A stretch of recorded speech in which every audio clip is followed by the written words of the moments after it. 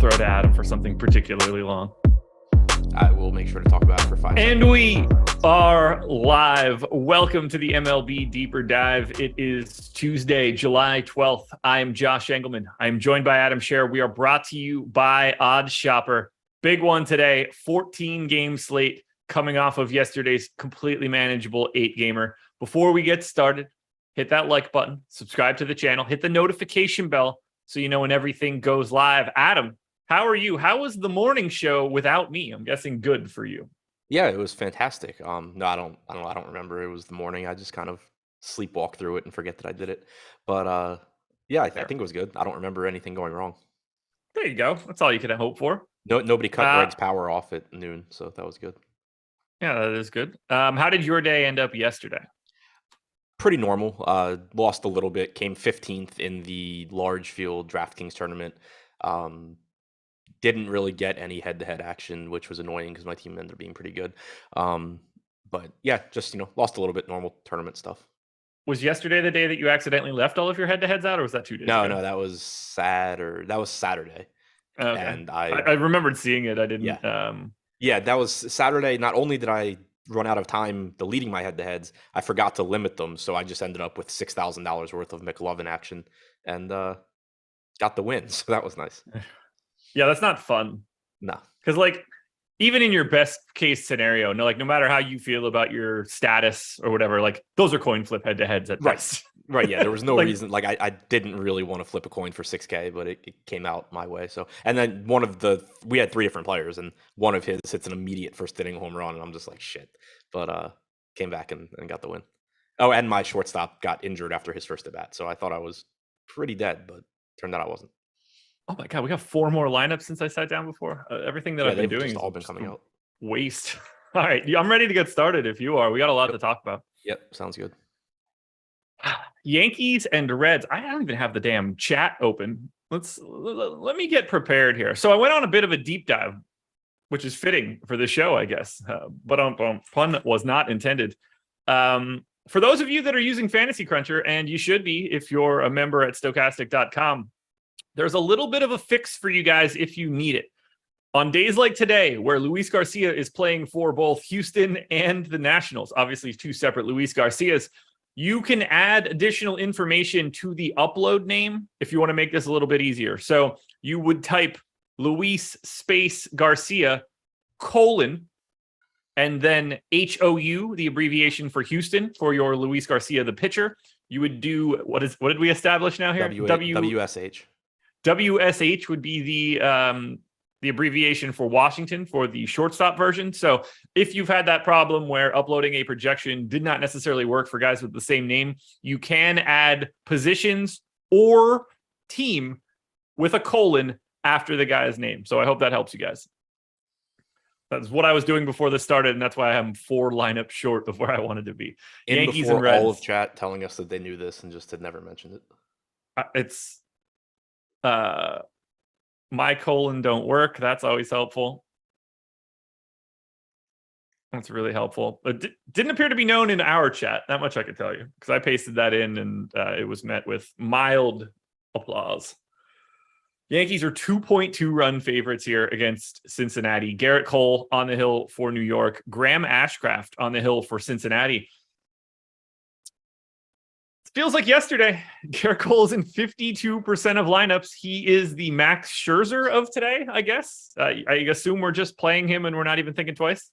Yeah, the one caveat there is weather in this game, so keep an eye on that. Right now, I'm assuming it's going to be okay, but definitely keep an eye on that. Tune in to Live Before Lock. They'll probably have a little bit more up-to-date information, but right now it looks dicey, but if the slate started right now, I'd go ahead and roll with Cole. But yeah, he's getting a ton of ownership. I think fully deserved. We have him at about 52%, but we also have him with a 28% chance of being a top 2 pitcher. That's pretty clearly the top option. It's a good matchup. He's really good. 31% strikeout percentage and change.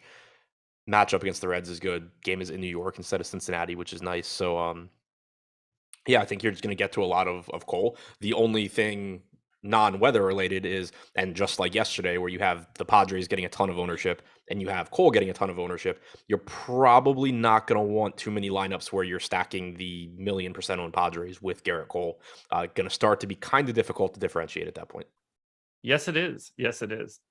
How did you end up playing yesterday? What did your structure end up looking like? Were you more Padres? Were you more chalk pitching? Were you both, and you were able to tweak it elsewhere? But yeah, both just kind of mixed into lineups differently. Like, I don't remember my exact exposures, but I think Cronenworth was like my highest owned hitter at 45%. I had maybe Machado, I don't remember, somebody else on San Diego around like 40%. But then I had like a lot of the White Sox, a lot of the Rangers, I think a good amount of Boston, 60% on Scherzer. But it was just like they were mixed and matched into lineups in ways that made sense. Okay. Do you have any thoughts on Ashcraft? He throws hard, but strikeouts haven't been there in the majors so far, and certainly a very dangerous matchup against the Yankees. So I don't anticipate getting there. Okay. Well, then let's talk about this dangerous matchup against the Yankees. 5th in top stack, 4th in ownership. I'm not as big a believer in the Yankees here today. I'm a little surprised. I thought that they were just going to fly to the top of my rankings, and they really haven't. How are you seeing New York today in relationship to ownership? Are you interested? Are you interested in by default just because of the Padres? Yes, I do think that the Padres kind of create a situation where you can go to any other team you want to on this slate if you're full stacking. I did in the crunch I ran at like 3 Eastern.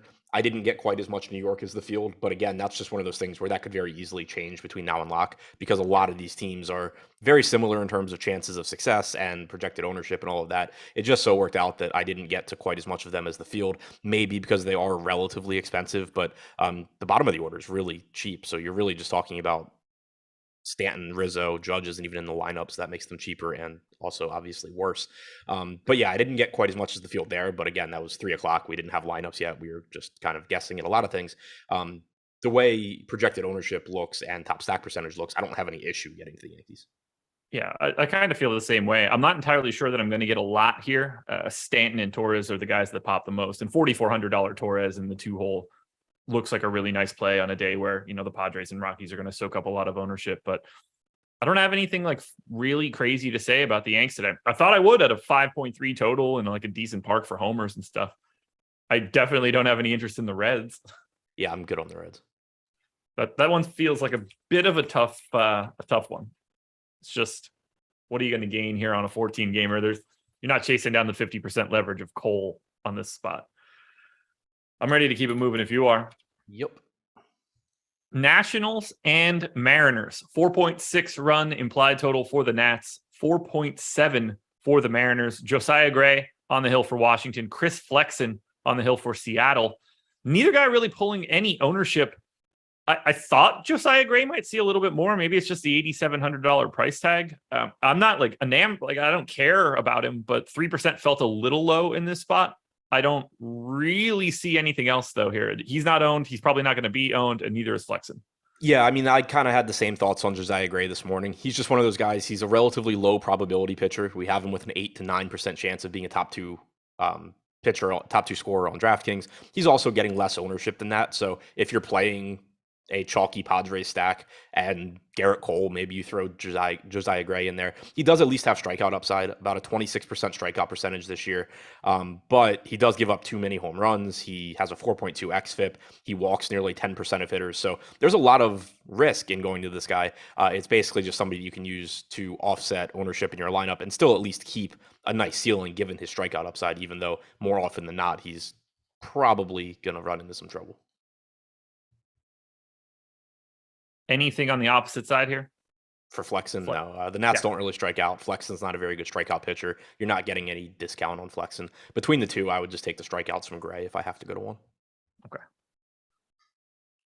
For talking bats, though, it looks like the Mariners side of this one a little bit more popular, and I think they look a little bit better as well. 7th in aggregate ownership, 6th in top stack. Most of these numbers are pretty meaningless once you get out of the Padres and Rockies. Like, nobody's going to have a lot of ownership. 7th is 4%. That's not all that much to begin with.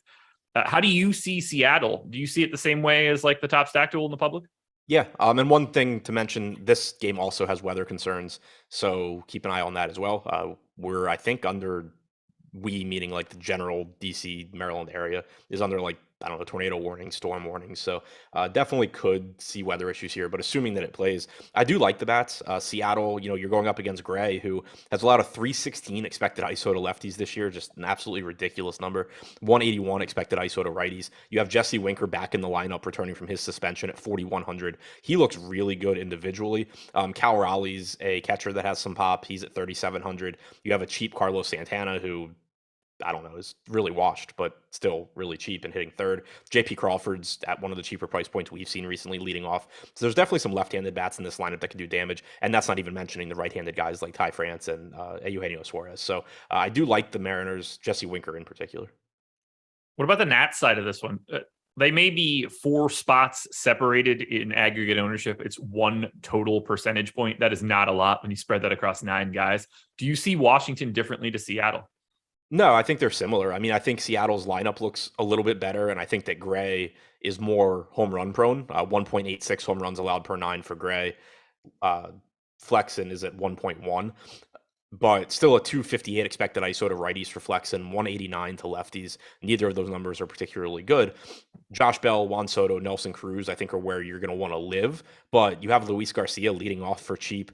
You have Yadiel Hernandez hitting 5th. That looks pretty good. Keibert Ruiz at 3,500 is a reasonable catcher option. So I do like offense in general in this game, assuming the weather cooperates. Okay. I don't have much else to say here. Like, there's not a lot of ownership coming into the Nats. There's not a lot of ownership coming into the Mariners. Only Juan Soto is above 10%. No ownership coming to the pitching. Like, it's probably, there's a couple individual bats that look okay, but we're probably just better off if this game stays quiet. Yeah, I mean, I think I'll probably get to the bats. Okay. Let's keep it moving then. Blue Jays. Ooh, go ahead. I didn't in the 3 p.m. crunch, but I would think that I probably do as we get lineups and stuff. Blue Jays and Phillies. This is going to be a team we're actually going to talk about. 5.4 run implied total for the Jays, 4 for the Phillies. Jose Barrios and Andrew Bellotti in this one. No ownership coming into Barrios. Should there be? 8,500? Decent strikeout matchup here against Philly? He's kind of like Josiah Gray to me. The strikeout numbers this year for Barrios are not even close to what Gray has done, but we do have a long track record of Barrios being a low to mid 20s strikeout percentage guy. I kind of speculated this morning that I'm still curious if he's just been tipping pitches off and on. It's really weird, like how he's just either getting lit up or being good from like start to start. It's almost like teams just like either know what's coming or they don't. But like even if you go strikeout percentage wise, start by start, it's like, you'll get 5, 7, 35, 11. It's like you're not getting any sort of like average starts from him. You're just getting like good or bad. Philadelphia clearly a dangerous matchup here, even without Harper. He is at home, which is probably beneficial for him. It has been since he came to Toronto. It was when he was in Minnesota, but I still just think he's like a relatively low probability guy that isn't getting much ownership. So if you need somebody that at least has some semblance of a ceiling at low ownership, he fits the bill, but he's not anybody that I'm looking to build around. We don't have to talk about Bellotti, correct? No, 1 to 2 inning guy. Yep. We do need to talk about the Blue Jays, though. Second in our top stack tool today, which is always interesting to see when they're not one of the teams that are in cores. 6th in aggregate ownership. Is this a spot where you're just going to get to Toronto because they're the second best team you can get to, but you don't have to worry about cores ownership? Yeah, it's, I think, a pretty big question mark spot. It looks like you're going to have Mark Appel getting the long relief role, former number 1 overall pick, who like quit baseball and then came back and now finally has made it to the majors. So really have no idea what to expect from this guy. Obviously at one point he was really talented. We'll see how it goes in the majors now. But anytime you're getting some semblance of a bullpen game, it's just always tough. Even, regardless of what you think about the opposing bullpen, you're still just not getting, to see the same pitcher 2-3 times typically. So all of that, I think works against Toronto, but there's still also that really high ceiling where there's the potential that, this guy's just not ready for the major leagues and, isn't that good anymore. And Toronto just lights him up. So obviously you're getting a really high upside offense and they're not going to pull that much ownership because there's Coors Field. So they can't pull that much ownership. Appel was so good coming out, man. It's a shame. Yeah. Which he was the Correa draft originally, right? And then he didn't sign. He went 8th and then he didn't sign and then he went 1st. Yeah. It's just hilarious. Oh man, I mean, like, and then he yeah, ended up with 6'5", Pirates. 6'5", 220. That's a big projectable body. Clearly, I'm getting to the Blue Jays here. I do pretty much every other day when they're not going to have any ownership. It's really easy. Do you like anything on the opposite side here for Philly? He didn't. What's I up? thought he went. I thought Houston traded him to the Pirates at one point. I guess not. They traded him to the Phillies, and he's been there the whole time. For some reason, I thought he was The part of, Pirates were the first team to draft him. Okay, so that's what I was thinking of. I was Yeah. thinking that Houston had traded him. I don't know, as part of like the Musgrove trade or something, but obviously not. No, But he went okay, so that's eighth why I was in the Correa draft. So yeah, I mean, So think that's about why I was this: thinking Pittsburgh. Correa, Buxton, Zunino, Gossman, Kyle Zimmer, Almora, Fried, and then Appel. Like, that's a pretty good top of the draft class. I forgot Almora went that high. Yeah, he I guess did not have the career we were expecting. 2.5 wins above replacement. Brutal. Addison Russell, Andrew Heaney, Giolito, Corey Seager, Stroman. That was the draft. Giolito was like supposed to go at the top, but then he had Tommy John. Yeah, he went 16. Yeah. So who went after Appel?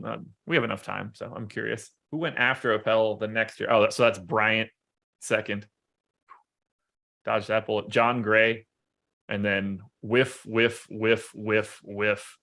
Cole Stewart, Jackson Frazier, Colin Moran, Trey Ball, Hunter Dozier. Before anybody says no on a whiff to Hunter Dozier, he's got negative 1.3 wins above replacement for his career. Well, now that Mark Appel's in the majors, he's still better than Brady Aiken. Also true. Phillies bats. Barrios, it kind of just goes back to what I was saying, where I have absolutely no idea what to really make of Barrios this year. You certainly can't say he's been good, though. 311 expected ISO to lefties going up against a lineup that has Kyle Schwarber and Derek Hall in particular. You also have Didi and Bryson Stott and Herrera and Garrett Stubbs, but obviously those guys don't have the same power pedigree as Schwarber and Hall, but a very left-handed heavy lineup. He's only struck out 15.6% of lefties this year to go along with that 311 expected ISO. And it's not like he's been great against righties either. Still a 230 expected ISO, 21% strikeout percentage. So wouldn't be shying away from Hoskins and Castellanos, but I do think this lineup sets up very well against him. Ryan Henderson in chat wants to know what time you start deleting head-to-heads. As late as possible, probably. Yeah, as late as possible, typically. And normally I don't even delete all of them. I just delete like the 1Ks and the 500s. Yeah, they're only deleted to not get other pros. If you could just make that not happen, right, you'd leave them there. Yeah, like I'm just not trying to auto match with anyone else that posts 1K head-to-heads. Yeah.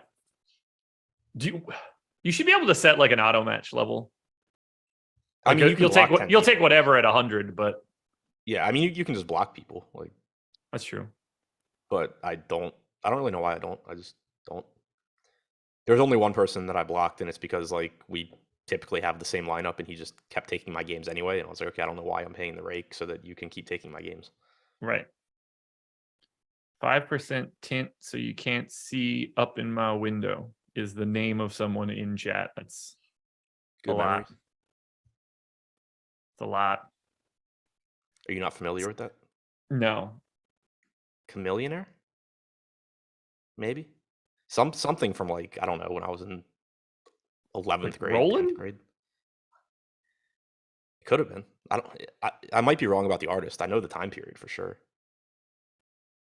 Well, like, I'm not hearing it in the way that I would hear the song. Like, it's a hard thing to read into.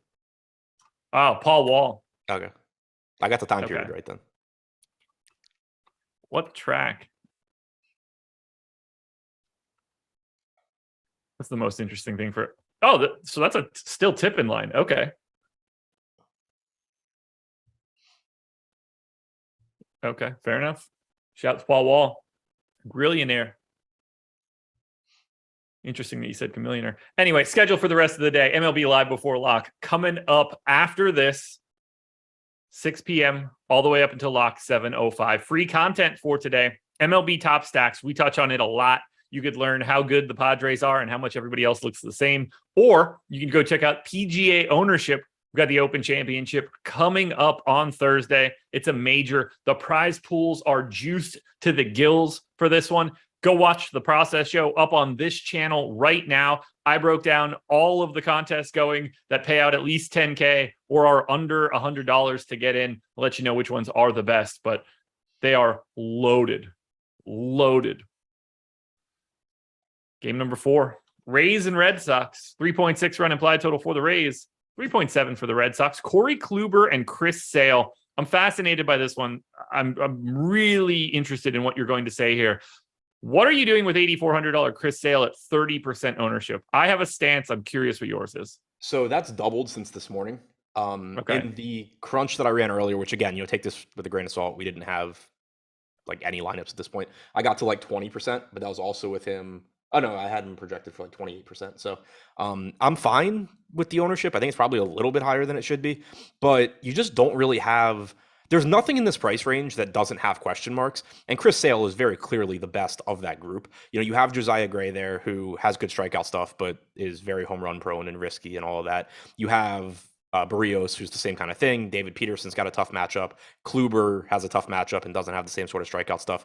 With Sale, the question marks are, one, what's he gonna look like? He's coming off of his most recent minor league start through 72 pitches, was reportedly hitting 97 miles an hour, which is huge. Also walked a bunch of dudes, tore up a clubhouse as a result. But apparently, Boston still felt good enough with what he's doing to bring him up. I think it's likely that you're getting 5 innings, give or take, at 8,400. Had a 28% strikeout percentage last year, which was down from previous years. I think it's pretty fair to expect him to at least be around there. So, and then you're in Tropicana in a good matchup. So I think Chris Sale is clearly the best guy in this group. But I also think that when you look at the gap in ownership between a 30% owned Chris Sale, a 3% Gray, a 1% Peterson, a 3% Kluber, a 2% Barrios, any of those guys are very, very viable pivots, especially if you already have popular offenses. Yeah, I have Barrios projected slightly higher than him because I don't really have a great feel of how deep Chris Sale is going to go in this game. Yeah, okay. I think the goal is 5 innings. What'd you say? I think you've lost your mind on that one. Barrios over Sale. Well, there's a very specific reason. I think that the expectation for Chris Sale today is that he's not going more than 5 innings and that the most likely scenario is something in the 4 to 5 range. Yeah, there's volume for Barrios at this point. Yeah, but the most likely scenario for Barrios is that he gives up like 300 or 400 runs and goes 6 innings. I mean, that's not really all that different. Like, if we're talking about the gap in how many earned runs we expect these guys to give up, it's like a half run. But Barrios probably strikes out like 4 or 5. Sale probably strikes out like 8. Or he walks a couple guys and tears up a clubhouse in the middle of the second inning too. Like, I don't have the confidence. Like, the dream scenario of Sale is that he throws 5 innings, he mows down like 8 or 9 guys, and this goes well. But we have Sale by 3 points. That makes sense to me. I have Sale going 4 1/3, so I'm sure you're not surprised by my projection here. If I made him go 5 1/3 or something that I think is wildly incorrect, then yeah, I'm going to have him higher than Barrios. But I don't know how to go to that high of a. This feels like yesterday all over again, but I can't project him for that many innings. Like, they're going to be ultra cautious with him too. If he gets guys on in the late in the, 2 on, 1 out in the 3rd, he might be gone. If he does that in the 4th, he's probably absolutely gone. I don't know about that. I mean, assuming he's healthy, why would they like it? He wouldn't. If he puts guys on and he's at 70 pitches, I think he's getting. It's possible. Getting pulled. I mean, I don't know that they want to I don't know why they would just assume that their bullpen is going to be better than Chris Sale. I don't think they give a shit about their bullpen. Well, I'm saying to win the game, why would you assume that whoever you're bringing in is going to be better than Sale? I mean, at that point in time, I'm talking about at least the second time through the order. It's probably pretty comparable to a Chris Sale that hasn't thrown in a year, other than minor league games. 30% seems insane to me. That's treating him like he is definitely playing 5 innings. Yeah, that's a lot of ownership for what we can't really expect to be more than that. I got half of that. So when you said that they ownership doubled, if you were at 15 right now, I wouldn't even have a fight to make here. I'd have just been I think Sale's properly owned. Right. And then there's upside. Again, I got around 20% in the crunch I ran earlier. I wouldn't be surprised if I ended up there again. Perry Fernandez said Sale won't make it past the 3rd inning. I mean, if you have a crystal ball and Tampa Bay's lighting him up, then sure, play Tampa Bay. But there's no reason. That also has nothing to do with this projection either. I have to give his best expected thing. I don't think he's going to get wrecked. I just don't know how deep he can go in any sort of trouble situation. That's my I don't. Right. I could see him throwing 5 and mowing these dudes down too. He's really good. The other thing that I kind of question and that I think actually gives me a little bit of optimism from that last start is that he didn't make it through the inning. He threw 72 pitches. They took him out when he kept walking dudes. It's not like they had a hard 70 pitch count on him, I don't think. I think it was more just like, okay, you're done throwing strikes. I guess we'll take you out. So that kind of makes me think like maybe the leash is a little bit longer than we're anticipating. Sure. What's their record? Boston? Yeah. They're in like the wild card race trying to hold off the Orioles, which sounds ridiculous, but is also true. Chris Sale's got an opt-out after this year. Feels like he won't take that. Red Sox are 47-40. They are 14 and a half games behind the Yankees, one up or half a game up on the Rays, 2 games up on the Blue Jays, and 4 games up on the Orioles. This is going to be a very interesting one. I can't come along for a 30% owned Sale ride here if Berrios is going to be 2, but the other thing to keep in mind to see him back. I think it's reasonable. The other thing to keep in mind here is the price tag. If Chris Sale's if we're not having this 5-inning conversation and Chris Sale's $8,400 against Tampa in the Trop, he's 60% owned. Oh yeah, for sure. But that in that mindset, we're also thinking this guy can go 7 innings. Right, but that's what I'm saying. Is don't just completely. I feel like we talked the way we're talking about it, even the way chat's talking about it. Like, it's just what is Chris Sale going to do when we kind of glossed over that he's $8,400. Like he's priced for all of these concerns that we have. It's a good point. Look, I like him. He grades out really well. I think I prefer Strider, Cease, Webb, clearly Cole, Garcia to an extent. Might not matter for me. The way I see it is basically if I have some relatively low-owned hitters I'm getting to a pitcher in this price range, I'm going to Sale. If I need to save ownership, this is a good spot to pivot because, again, there's no reason. I think Sale's clearly the best option in this range, but he's not 10 times better than Gray. He's not 10 times better than Peterson. He's not 10 times better than Kluber or Berrios or Mitch White. That I agree with. Kluber? Speak of the devil. Basically the flip side. Kluber's just another Berrios or Josiah Gray to me. He's a decent enough pitcher. Doesn't have great strikeout stuff, though. So far this year, 21.4% strikeout percentage, but 3.85 xFIP is good. Matchup is not great. No JD Martinez, so that's nice, but you do get Rafael Devers back, so that sucks. Park is good. 3.8 implied run total for Boston. If you need low ownership and want to gamble on Kluber, it's fine, but it's not like it's anything I can prioritize. We're not going to bats on either side of this, are we? Other than one-off Devers lineups or something. I wouldn't think so. Yeah, Devers is always fine, but I doubt that I get to much Boston, and I doubt that I get to much Tampa. Rays and Red Sox both under 1% aggregate ownership. Rays under 1% in top stack. Boston got to 1.8%, which is 22nd.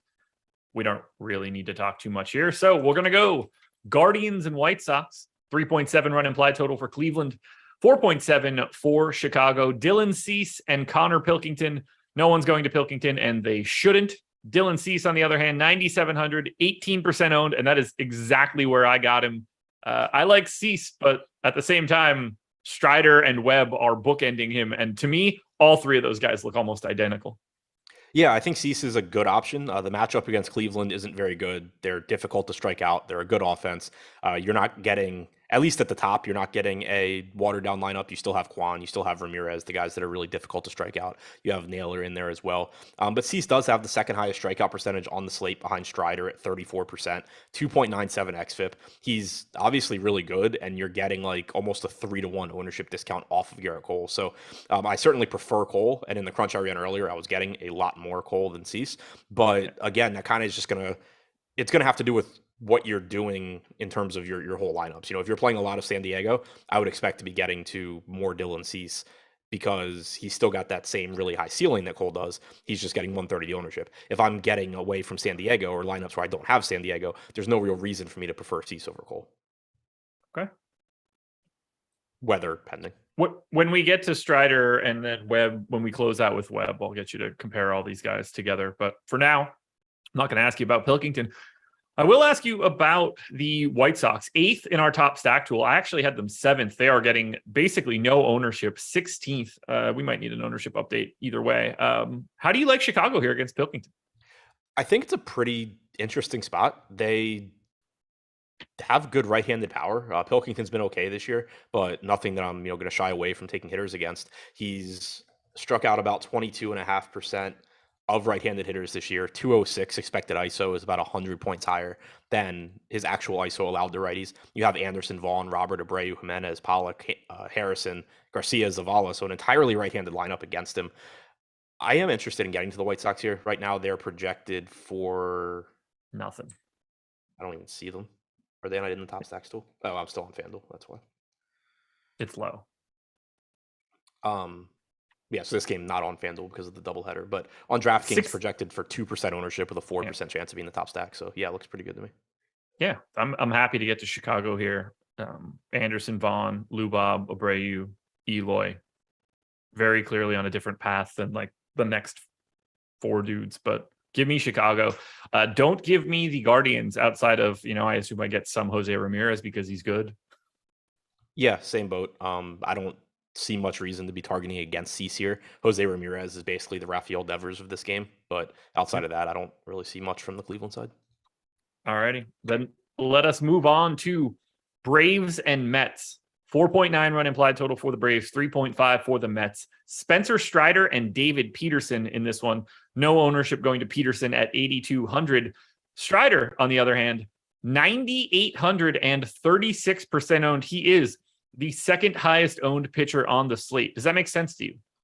Yeah, he's just been insanely good. Even if you just look at his numbers as a starter this year, 39.2% strikeout percentage. And he hasn't had the most difficult schedule as a starter, but even in the games where, for the most part at least, in the games where, he does have difficult matchups, he's still been good. He's coming off of a game against St. Louis where he struck out 54.5% of the hitters that he faced.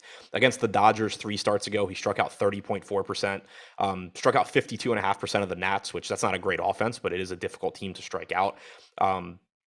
Outside of that, you haven't really had good tough matchups. He did struggle against the Giants in that one start, but he's striking out so many hitters that it's hard not to be interested in him. The matchup against the Mets is difficult.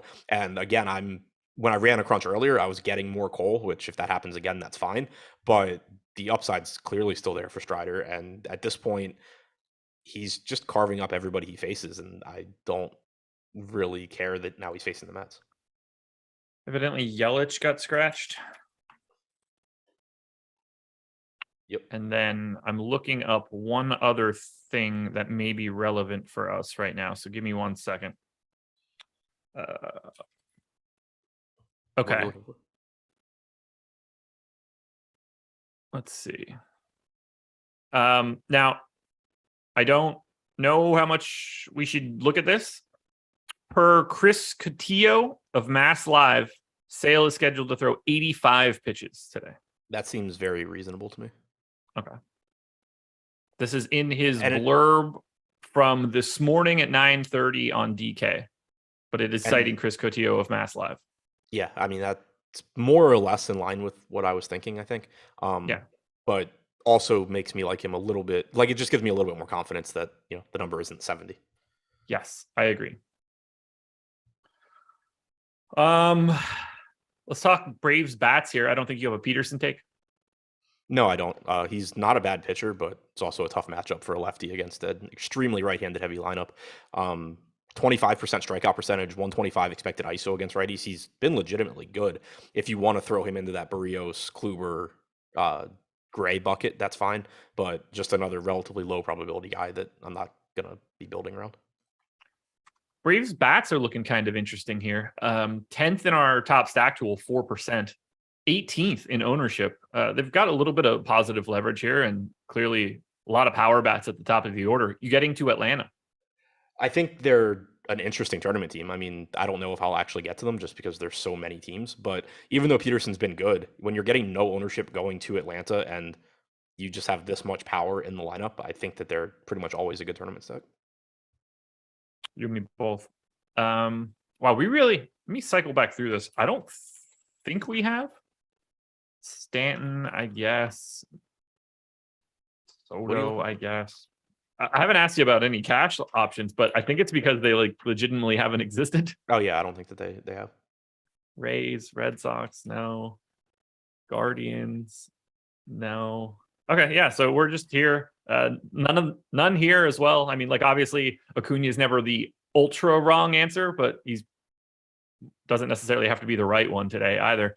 And then there's no ownership at all coming into the Mets side. Are you targeting on the opposite side of Strider? No, I'm not. Can't say I blame you there. All right, let's compare these guys quickly. Strider versus Cease. Cease, half the ownership right now. I think the ownership makes me lean towards Cease a little bit. Sure. Like even as good as Strider's been, it's not like his strikeout numbers. I mean, they're better, but 39% to 34%. Like you're kind of just talking about two guys that strike out a ridiculous amount of hitters, and both are in tough matchups. Alrighty. Anything else in this game? Nope. Twins and Brewers. We could talk about the new Brewers lineup right now. 5.1 run implied total for the Twins, 4.3 for the Brewers. Josh Winder going for Minnesota. Jason Alexander going for Milwaukee. This does not feel like a place where we're getting pitching. No, it doesn't. Jason Alexander, not somebody I typically look to roster. Josh Winder, not somebody I typically look to roster. And I really hope it's not going to be happening today. Well, I'd say that should be fine, but you do tend to roster some true garbage in the pitching spot from time to time. Yeah, so. I mean, I think last time Jason Alexander pitched, he was in my single entry lineup somehow. So that happened, and I wasn't thrilled with it. But I think I have plenty of other garbage that I can look at today. I don't get the sense that you're regaling me with that story because you won that single entry. I can't imagine that I did. Is that cold brew? Yeah. You can do that at 5:30? Oh yeah, you're going to be up till fucking 1 o'clock. It's from this morning, but yeah. Well, I mean, I don't really care when you got it. Oh. This meant like a heavy dose of caffeine at 5:30, but you're going to be up a lot later than me. Oh, yeah. I normally drink coffee. Like I'll drink part of it in the morning, then I'll drink more during this show, and then I don't know, I'll go to bed at like 11. Okay, that's reasonable. Let's talk Twins bats. Third in ownership, third in top stack tool. A lot of that is Buxton, but even Buxton's not chalky at 11% when we start looking at other teams. What do you want to do with Minnesota here? I really like Minnesota. They are getting 6% ownership, which is totally reasonable. Alexander is good at getting ground balls, but I talked about it some this morning. Pretty often you see guys that are very sinker dependent struggle with opposite-handed hitters. And so far in a very limited sample in the majors this year, Alexander's allowed a 222 actual ISO and a 266 expected ISO with a 13% strikeout percentage to lefties. He's held righties to a sub 100 expected ISO while only striking out 8%. Maybe you do see him, continue to have success against righties because of that sinker. But when the righties in question are Byron Buxton and Carlos Correa, I don't really care. I'll still go to them.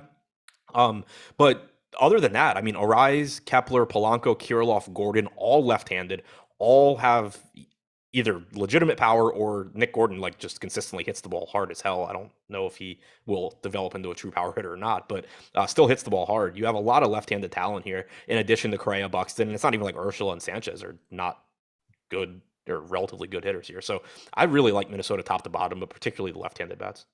It just seems like a great idea given the ownership. Like even chalk Buxton isn't chalk. So sign me up for Correa, Buxton, Kepler, Polanco, Kirilloff. Like that 2 through 6 section looks really good to me. That doesn't even cover like the rest of the guys on this team or like getting a $3,500 Gary Sanchez in the 9 hole. I think Minnesota looks great. Yeah, I love Minnesota here. I think the Brewers look pretty good too, although taking Yelich out of the equation doesn't exactly help. Yeah, and also the pricing is kind of tough.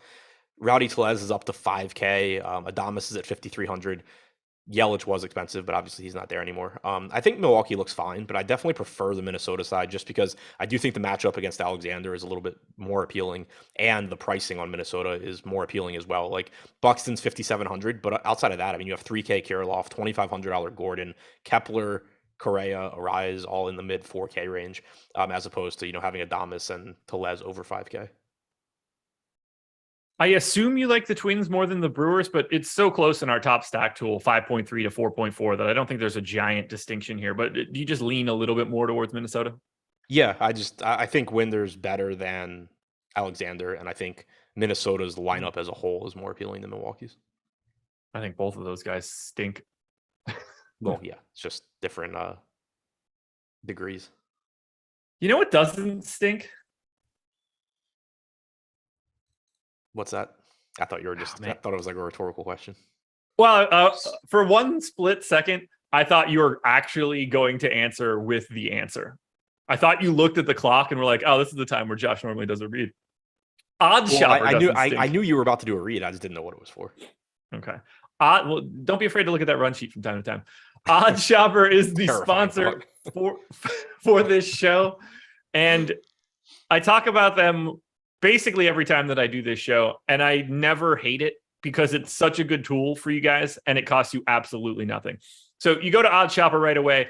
If all you use it for is to shop around, make sure you get the best line possible that you could find. Just click on a bet and immediately go to it. That's going to be great. You're going to save a lot of money by using Odd Shopper just by getting, like, even something as simple as getting, minus 105 instead of minus 110 is really helpful for you over a sea of bets.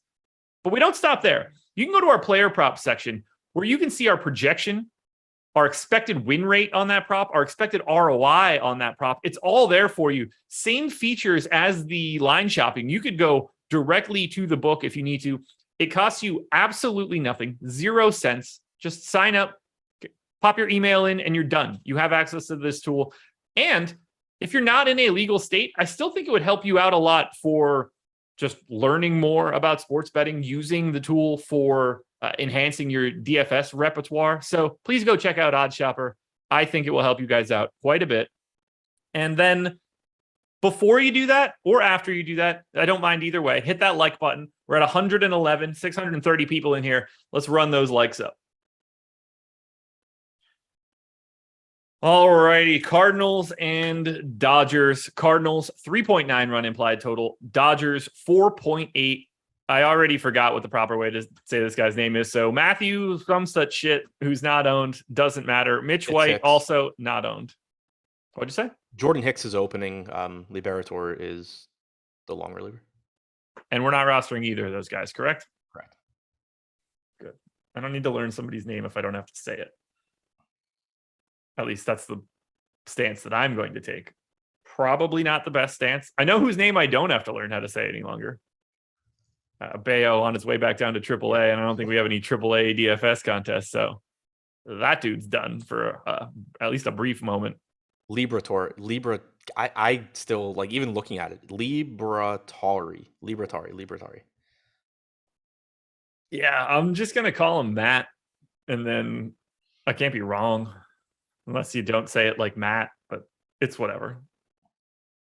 Cardinals bats are unowned in this one, 23rd in aggregate ownership. The Dodgers are 11th. They're also 11th in our top stack tool. Just seems like one of those days where you might as well just get to some Dodgers because they're not owned. Yeah, exactly. Liberatore is a good prospect. He's a top 100 pitching prospect. Jordan Hicks throws hard, but you're still just talking about the Dodgers not getting ownership with at least a 1 through 5. That's strong. Bellinger is hitting 8th behind Trey Thompson and Anzer Alberto. That's an interesting one. But Betts, Turner, Freeman, Smith, Turner obviously looks good. Corner in the mark on those Turners. Yeah, I mean, these guys are cheap. Even someone like Trace Thompson at 2,500 works, 2,700 Alberto, $2,900 Barnes. You get a lot of cheap bats here. And if you need to flesh that out with a $5,900 Mookie Betts, there are way worse things that you can do than roster Mookie Betts at the appropriate salary. So I will be getting to some Dodgers because I will have all the salary in the world based on my current no stack builds. I will not be getting to the Cardinals, however. Yeah, I'm not planning to get to the Cardinals either. Mitch White's a solid pitcher. There's a lot of good offenses in better spots than the Cardinals have. The only, I guess, positive thing I could say is that, once again, they're cheap. Tommy Edman, Dylan Carlson, Nolan Gorman, all sub 4K. Goldschmidt and Arenado are, priced where they normally are, maybe even a little bit lower. So they're cheap, but just on a slate this big, there's so many offenses I like more. I don't think there's anything else here to touch on. The slate is like, again, it's probably better for us that this awful pricing exists. It does make talking about the slate really weird because you're still just straight crossing off so many teams. And then it's just like, there's 8 teams that just by default look good because they're not in course.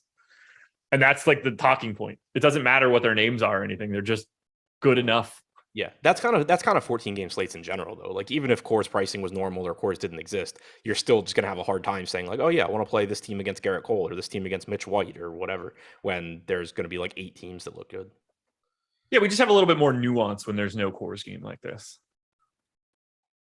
Like the top stack odds and stuff start to matter. They basically do not matter today for like teams 3 through 12, 15, something like that. Like, there's not a lot of separation there.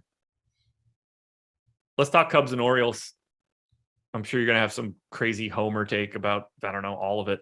4.8 run implied total for the Cubs, 4.5 for the Orioles. Adrian, Sampson, and Jordan Lyles. We'll start here. Who's worse? We're not rostering these guys, right? You're not going to suddenly tell me that you're getting to Lyles. No, I don't think so. If I'm going to go to a bad pitcher, I'm going cheaper than Lyles. But yeah, I mean, they're both pretty bad. 16% K rate via steamer for Sampson, 18 for Lyles, 4.99 FIP to 4.95. Yeah, 3.6 xFIP so far for Sampson.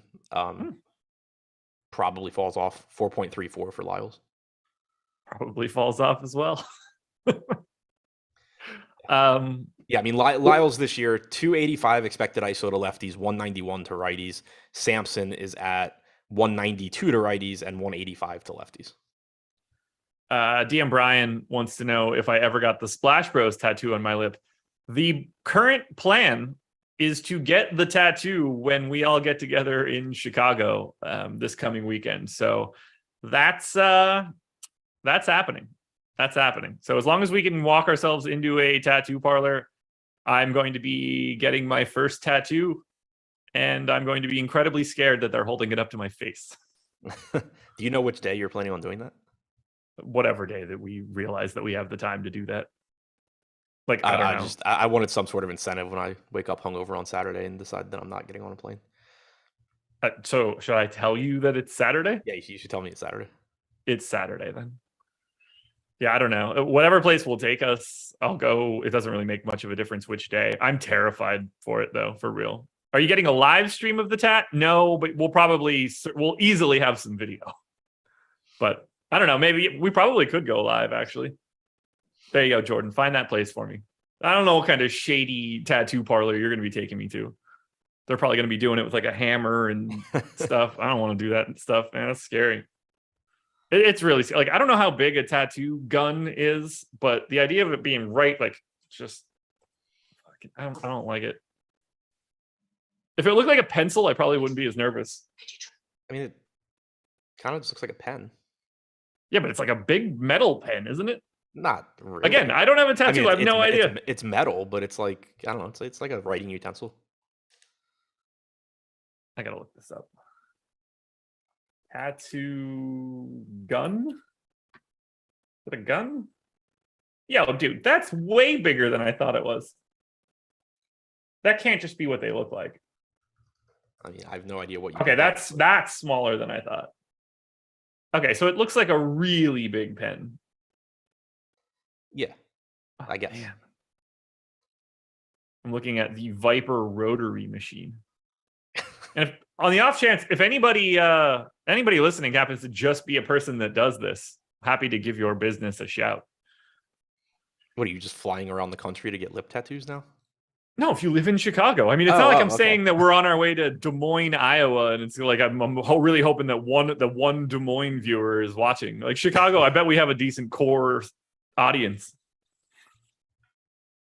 Talk to me about your Orioles, 8th in ownership, 9th in top stack. When I ran the crunch earlier, they were far and away the team I was getting the most of. I don't know if that'll happen again, but if it does, I'm more than happy with it. They have their good hitters 1 through 6. Then you get Urias, Odor, Mateo. But Mullins, Mancini, Santander, Mountcastle, Hayes, Rutschman, all are good. All are reasonably priced. Mullins is 4,900, so like relatively expensive. But Mancini's 3,200. Santander is sub 4K. So is Mountcastle. So is Rutschman. I like getting to the Orioles, and I like getting to the other side too against Lyles, where I think that the Orioles 1 through 6 looks a little bit better and is more reasonably priced than the Cubs. For example, Rutschman is $2,000 less expensive than Contreras, but still, Ortega's really cheap leading off. Contreras, Happ, Suzuki, Wisdom all have power. Horner's a top, or a good hitting prospect. So I really just like both offenses in this game. Obviously, you like the Orioles with your homer take. Yep. I will say that the last time that I ran my top stacks tool, I got them to 6th. So I like them more than we do. I'm with you. I like the Orioles. And I don't dislike the Cubs. I just think they're like properly owned, but they're not a complete zero here because they get to face Lyles. Yeah, I mean, and again, take these numbers with a grain of salt, but in the one that I did at like 3 p.m., like 19% of my total exposure was going to Baltimore, and like 8% was going to the Cubs, both of which were very, very far over the field. Yeah, 19% feels like a skosh high today, but yeah, you probably have that column in your sheet about adding points to Baltimore hitters, so it's going to be hard to combat that. Yeah, so I don't know exactly. I'm curious how much like individual ownership I was getting. Let's see. I had Rutschman at 26%. Like that's fine. I would assume he was probably the highest owned Baltimore guy. Yeah, Mountcastle at 18. Like if I'm coming in that range, I'm fine. Talk to me about the Cubs side of this one though. Like, do you see the Orioles as clearly better than the Cubs? Mostly just because of the price. Okay. Rutschman, and I kind of already went through this, but Rutschman's 2K less than Contreras. But then even looking through the middle of the order, like Suzuki's good, obviously, and 4,600 is fine, but it's still almost $1,000 more than Mountcastle. It's a little bit more than Hayes. It's more than Santander. Wisdom is more expensive than everybody on the Orioles except for Cedric Mullins.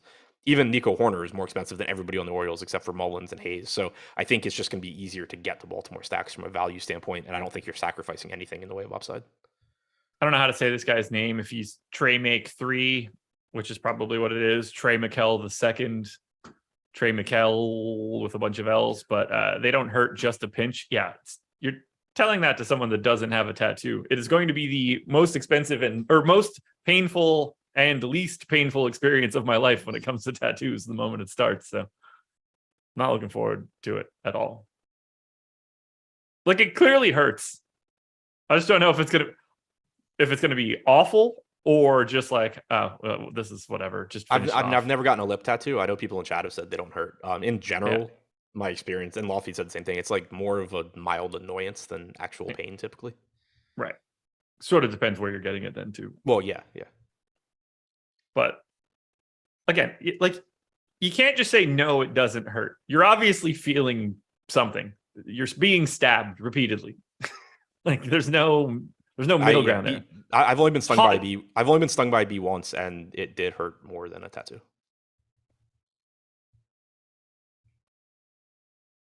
I won't tap out. It's not just going to say splah in my mouth and I'm going to run out, go eat a fucking deep dish.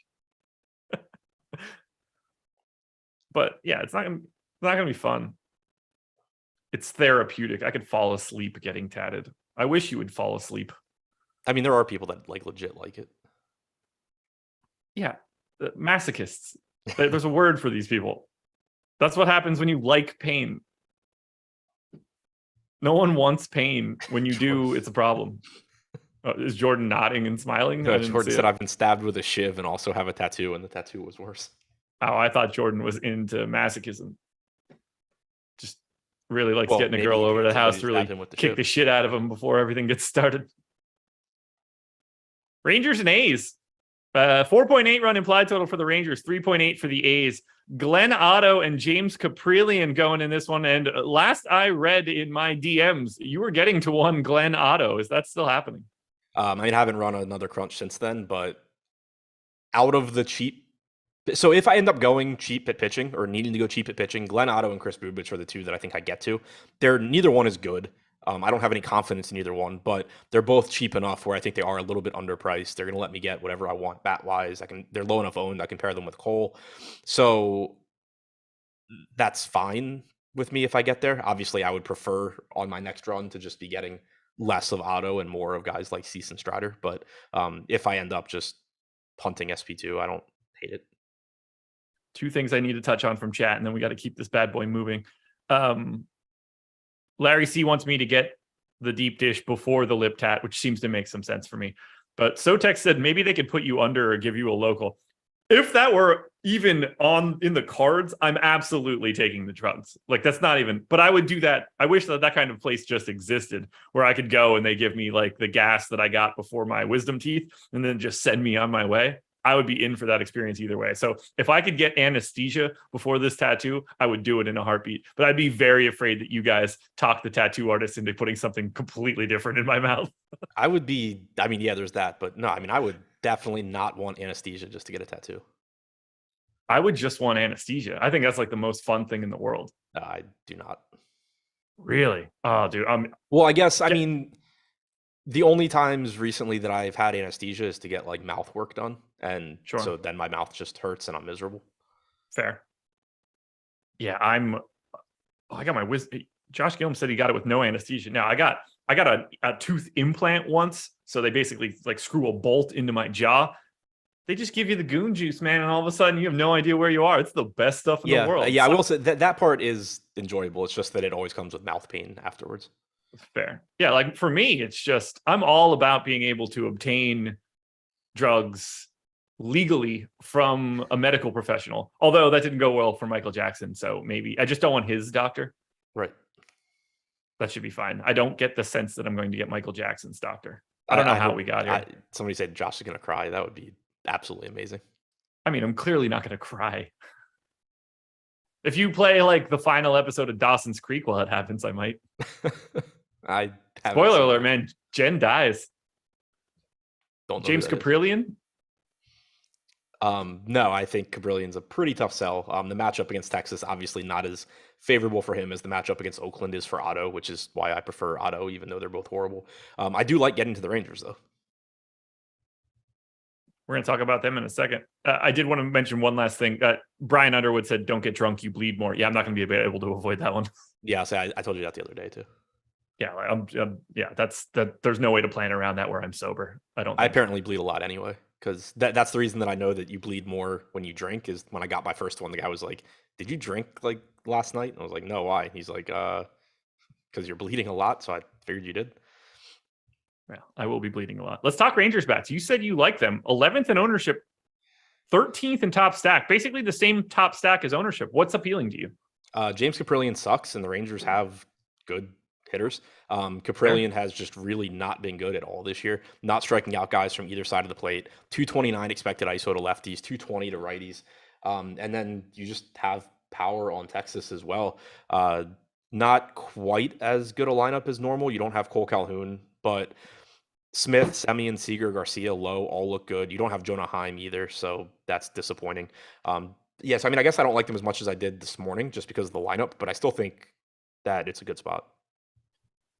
Yeah, to me, they seem just like a team that you should get like 4 or 5% of. Nothing too crazy. I don't like the A's on the opposite side, but they are a decent value, mostly because most of the guys in the lineup suck. I got nothing else here. No, me neither. Alrighty then. Final thing to do before we come down the home stretch of this one. We got to talk about a promo code. It's a good one. MLB DD. One big, I'll say word. It's not a word. There's no vowels in it. MLB DD, all caps, no spaces. 50% off your first week of Stokastic plus Platinum. That's a great deal. You can see it on the screen right now. Jordan just brought it up for you guys. Maybe the month was too much for you guys. I still think you should get the month because that's going to be, you're going to want to stick around anyway. But if you want to check out what we've got going on for golf this week, it's the perfect opportunity to do so. The Open Championship has fantastic contests for you, and you can see them in the process if you want to go check it out. You also get access to everything we have for baseball. MMA this weekend. What else am I missing? There's got to be a ton of other sports going on. I'm sure there's a race of some sort. I don't know when the NASCAR season is, but I'll just say NASCAR out loud. Maybe it's F1. Either direction is fine for me in this case. We have so much content at stokastic.com that you can check out behind the paywall for 50% off so long as you use that MLBDD promo code. 4 more games to go. Let's close this out. Royals and Tigers. 4.4 run implied total for the Royals, 4 for the Tigers. It's Chris Bubich. It's Bo Brisky. I think I'm saying that right. Doesn't really make much of a difference here. Talk to me about how you're getting a bunch of Bubich as well. It's going to be a big night for Adam here on the Bubich-Glenn Otto combination. Yeah, again, hoping that changes between now and lock. Was getting a bunch of them earlier. I think those are the two guys, if you're paying down at SP2, that you go to. Bubich isn't any good. Neither are the Tigers. You just kind of hope for the best. He's sub 6K. He's technically underpriced. You don't need the value probably, but you can build some really high upside lineups where you're going Bubich, Cole, and then whatever hitters you want. So that's kind of the pitch. But that being said, he's not good at all. You shouldn't have confidence in it. And if it doesn't happen for me, I'll be very happy about it. Only a 17.7% strikeout percentage, 14.2% walk percentage. By the way, these numbers are almost identical to Glenn Otto. These guys are both so bad. 5.01 xFIP on Bubich, 5.22 for Otto. So certainly not anybody that you should be like going out of your way to get to. But if you are going with more expensive stacks and you do need to pay down, then hope for the best. What I'm hearing is 4-4 Padres Rockies stacks, Bubich, Otto, print. Leave like 6K on the table. Yeah. That I don't know, can't remember if I said it to you earlier. That lineup that I had left, or that got 8th yesterday, left 3,900 on the table. So when I was looking at it, I was just like, well, that feels wrong. But the guy that I would have upgraded was 2K Leotis Tavares, who had the most fantasy points of anybody in the team. I was like, he's the guy that I would have upgraded clean out of. So like maybe this isn't an upgrade. Yeah, I hadn't actually looked at mine. I wonder. I guess there's. Yeah, I guess. I feel like you were 49.7, but it's been so long since the day started that I can't remember. A lot of value in this game if you're not a Bubich guy. Royals are 5th. The Tigers are 3rd. I did get to this game yesterday. I think that I might get to it again just because it's cheap guys that are pulling basically no ownership. I was 49.9. But yeah, same boat. Like, obviously, I don't want to get to Bubich, and I do think Detroit looks decent. Robbie Grossman's still really inexpensive. Eric Haas is a power hitting catcher option. Javi Baez's salaries come down. You have Riley Green in the lefty-lefty matchup leading off at sub 3K. So it's not like Bubich is particularly good against anybody. I wouldn't be shying away from Riley Green. So far this year, in a limited sample, only a 13.5% strikeout percentage against lefties with a 298 expected ISO for Bubich. So no reason not to be going to Riley Green if you're going to the Tigers. And then on the other side, KC looks good again. You don't have Whit Merrifield, which sucks, but you do have Benintendi back. You still have MJ Melendez leading off. That is a very strong catcher option. Bobby Witt's a very strong shortstop option, also down to 4,500. Then you get the double first baseman hitting 4th and 5th. Pasquantino's the preference. Dozier's fine, but Pasquantino's the one that I would rather get to. Anything else in this one? Nope. Let's get through it quickly. 5.2 run implied total for the Rockies, 5.8 for the Padres. Austin Gomber and Mike Clevenger going in this one. Gomber, no ownership. Should Clevenger get anything here? He's basically Sean Manaea from yesterday, I think. He's a good pitcher, but it's still Coors Field. You're not really getting a discount. He's 9,100. It's just hard for me to really want to say like, oh yeah, I'm going to go to Clevenger because he's not getting ownership, when I could just go to any of those 8 to 9K guys that we talked about, whether it's Gray or Kluber or Peterson or whoever. Like, none of those guys pitching in Coors Field, none of them getting ownership. I think I probably just get to them first, even though I do think Clevenger's a good pitcher. If Skywalker's telling the truth and someone else's stream just went down and you're popping in, hit that like button as you get in the door. 700 people, 150 likes. We should be up over 200 because this is the actual show you should have been watching from the beginning. First in ownership for the Padres at 26%. The Rockies are 6% owned. That is the second highest mark for today. Let's start with the Padres. Are we treating them the same way we did yesterday? Similarly, I think. It is obviously like you're just, it's a 14-game slate, so it's going to be easier to move away from them if you want to. For example, in the crunch I ran earlier, they were my second highest owned team behind Baltimore, but it wasn't really that close to the field, whereas yesterday I ended up being closer. But the idea is generally going to be the same. Like they still look good. The pricing is ridiculous. Cronenworth's salary has come down somehow. We don't have their lineup yet, but you could have Ha-Seong Kim back. Voigt's still really cheap. You're probably going to have two catcher options in Alfaro and Nola, given that they're going up against the lefties. So it's still a really, really good value team. It's still likely to be the highest scoring team on the slate. At least them versus any other team individually in the field. So you're still using those guys. It's just a matter of making sure that you're mixing them into lineups where you're still different. Like I said earlier, if you're going Garrett Cole plus Spencer Strider plus a 5-man Padres stack, going to be kind of tough you're making it even harder on yourself than it already would be to come in first and win money. But still want to be mixing those guys into lower owned lineups. Yeah, the Padres ended up being the team that I had the most exposure to, and I was half the field yesterday. So I'm expecting something in that neighborhood today. Do you look at Colorado differently? Differently than the Padres? Yeah, well, I mean, obviously you're going to be looking at them differently than the Padres, but like, do you look at them differently in terms of this slate? Because while they are in cores and they are the second most owned team, 6% just doesn't ring the same way as 26.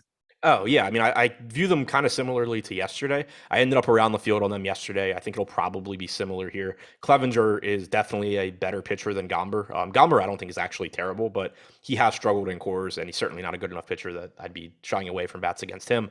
Clevenger is better, but it's still cores. The Rockies at home this year have a 186 ISO, 100 WRC plus. Not getting nearly as much ownership. They still do not have Chris Bryant, so you have Jose Iglesias hitting second. From a value standpoint, that's nice because he's a $3,400 shortstop. From a production standpoint, that leaves a lot to be desired. This lineup in general is just pretty bad. No CJ Crone either. So you have basically Connor Joe, Blackman, Grichuk, McMahon, and a whole lot of garbage in this lineup. Yeah, it's not very good. Still going to have them, but there's a lot of only two guys have a WRC plus from Steamer ahead of or over 100. Yeah, this lineup is really bad. They have 5 guys that are 89 or below. That's really, really atrocious. Cash is going to be probably at least 4, if not 5 Padres. I would guess 5 guys from the Padres. Again, not having that lineup, but Kim Cronenworth Machado, like that. What? Kim Cronenworth Machado. Almost immediately. Kim Cronenworth, probably Kim Cronenworth Machado, and then 2 of Voigt, Alfaro, Nola, Rooker. Yeah, there you go. I will say again, that folks. It's possible you lose. There were builds, at least earlier, where you could get Flores and not Cronenworth at second base and then get a different 5 Padres, but probably Cronenworth. At the very least, if you're hand building this, you're starting with those guys. And if you have additional salary at the end, like maybe you can make that move. Right. That's how you get to like your better hitters. Anyway, Angels and Astros coin flip game, 4 runs on both sides. Noah Syndergaard, Luis Garcia. Syndergaard, 5% owned. So is Garcia, basically. Is Garcia getting slept on here a little bit? Great strikeout matchup. Yeah, I think a little bit. I mean, you don't have the same sort of you don't have the same sort of true ceiling on Garcia just because the Astros typically don't let him throw enough pitches. Where like if he's pitching really well and Garrett Cole's pitching really well, Garrett Cole's got a longer leash. They're going to let him go farther into the game, so his ceiling's higher. But outside of those, very top end circumstances, it's still a good spot for Garcia. He's got around a 25.5% strikeout percentage this year. He's facing an Angels team that has a 27.5% strikeout percentage on their active roster. They're leading off Michael Stefanik, who I only know who he is because he's been in the lineup for like the last week, but doesn't project to strike out, so I guess that's not a good thing for Garcia. But projects to be like an average hitter depending on where you look.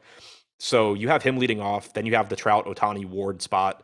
Walsh has power, but he also strikes out a ton. And then you've got the bottom of the order here where you can rack up strikeouts with Stashy and VR and Marsh. So still a really good strikeout spot for Garcia. I do think he's getting a little bit slept on in terms of ownership when you have 37% going to Strider and 18% going to Cease in difficult matchups.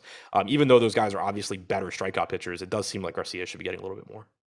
Yeah, I just see it very clearly as an easier play to make in a larger field GPP tournament where you don't have, like, if you just immediately want to just go like, okay, I want to be different, I'm going to go Strider to Garcia. I think that's totally reasonable. Yep. And there's the Padres lineup. You going to your boy Syndergaard? No, I'm not. Are you going to offense in this one? Because we have them 16th and 23rd Astros and Angels. Doesn't seem like we're going here other than one-offs. I like the Astros. I was getting to them a decent amount earlier. The Okay. reason I like them is just one, they're obviously good hitters, especially in the top and middle of the order. But you add them being really good hitters with the stolen base upside that comes with Syndergaard. Tucker's got 14 stolen bases this year. Pena and Altuve each have 6. Bregman hasn't stolen one yet, but certainly could on Syndergaard. Gurriel has a few. Diaz, I would think, probably can.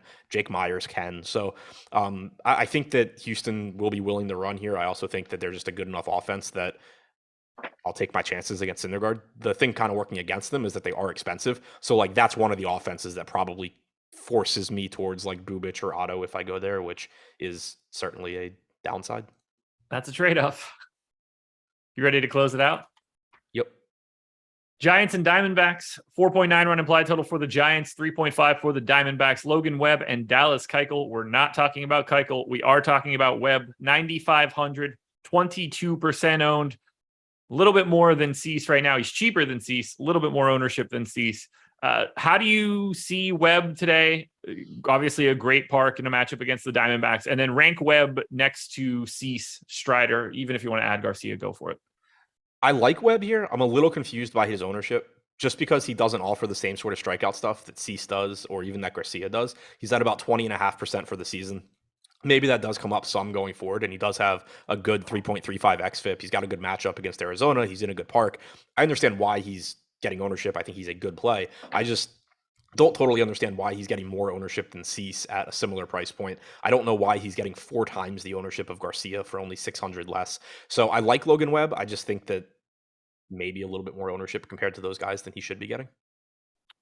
I have Strider at 17.5, Cease at 17.2, Webb at 17.4. I can't really separate these guys. I have Webb going so much deeper in the game than Cease and Strider. And then I have Garcia a step. Particular reason? He normally does. Unless I typed everything in wrong, which is certainly reasonable. No, he does. I was thinking more from a pitch count standpoint, but I guess when you're not striking guys out, you go deeper into games. Yeah. And then I have all 3 of those guys ahead of Garcia, but Garcia becomes interesting because of lack of ownership. So I think Webb is basically properly owned. The guy that I think is too owned is Strider. I'd like to get sort of like give a little bit of that to Garcia and just kind of bring all those guys down to the same spot.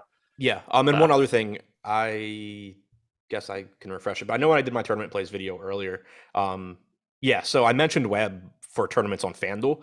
Since it's just the one pitcher site, I do think that's a spot you can kind of be contrarian. He's getting 12% ownership, whereas Cole's getting 34 and Strider's getting 24 and he's priced in between them. So I do like that play a little bit more than I do the DraftKings play, just from like an ownership standpoint. I know we're not going to the Diamondbacks, so close it out with your thoughts on the Giants. 2nd in top value right now, 5th in ownership. Is this a team that's probably over-owned because of optimizers? They're in a really good spot. They are really cheap. The issue is the pinch hit risk. Like Austin Slater was showing up in a lot of my cash builds. I think that's fine. But if this game's competitive towards the end of the game, that is probably going to be Jock Peterson or Mike Yastrzemski or whoever doesn't start. Darren Ruff certainly can be pinch hit for by Brandon Belt. So I think that's the risk as usual that you run into with San Francisco. It is factored into projections. One thing I wanted to point out though is Wilmer Flores typically is just going to play against anybody. So he's 3K. I kind of mentioned him a second ago when we talked about Cronenworth. I like Flores a lot individually. And then I think any lefty that starts is solid as well, because like if you're starting Brandon Crawford against Keuchel, you're not worried about him getting pinch hit for when a righty comes in. So we don't have that lineup yet. If you happen to get Yastrzemski in it or Peterson in it or Wade in it or Belt in it, you can feel pretty confident that those guys are just playing the whole game. Favorite pitchers? Cole, weather pending, Sale as an SP2 on DraftKings, and Strider or Cease if you can get there. Top stacks? Orioles. I mean, Padres are their own thing. But beyond them, Orioles, I like Houston. I like the Cubs. There we go, everybody. Thank you for joining us. Another MLB deeper dive in the books. Don't go anywhere. Stay right here. MLB Live Before Lock coming up next. 800 people in here, 200 likes. Hit that like button as we get out the door. Good luck, everybody. Win some money. We're doing it all again tomorrow like we normally do. All right. Peace. Good morning, everybody. What's up? Ben Razza here from Odd Shopper, bringing you my best bet of the day. It is Tuesday, July 12th across the sports world, and I have dug in and found what I think is my best play of the day. We're going to try to cash a ticket, and I'm going to talk about a way. Get some free money for the bankroll. Everyone likes free money. Everyone likes extra money to make bets. I'm going to tell you a way to do that. Last night, Chicago White Sox, bad read on my part. They got walloped. They actually made a comeback, and they really had a chance to steal the game. Just unable to do it. Lance Lynn gave up 5 runs early. They made it 5-4, but were not able to get that done. I was pretty happy with the offense. Obviously not happy with the pitching performance. That's what happens sometimes. The bats wake up for the Guardians. We turn the page and try to find a winner today. Now, if you're hopping in for the first time, checking out the channel, welcome aboard. Welcome to Odd Shopper. If you want to support us, hit the like button, but more importantly, subscribe to the channel. We don't want you to miss content. I'm giving you my best bet of the day, but we have content across all the platforms and everything that you want. Now, let's dive into the pick, and then I'm going to talk a little about BetMGM and that free money. All right, here we go. Giants tonight. Like them against the Diamondbacks. They are heavy favorites. I'm trying to change it up and find ways where we don't have to lay as much juice because I'm not laying minus 225 in this game. Arizona Diamondbacks 39-48, 17-22 on the road. The Giants 43-42, hovering just above 500, 21-21 at home, flat 500. Yesterday, the Diamondbacks stole the game 1-4-3. This is a beginning of a homestand for the Giants. They had 7 straight road games. They went home yesterday, lost. I think they are going to right the ship and get a much-needed win in this spot. The pitching matchup is very lopsided. Dallas Keuchel on the mound for the Diamondbacks. It's just been bad everywhere. He got traded. It's still bad. 2-6, 7.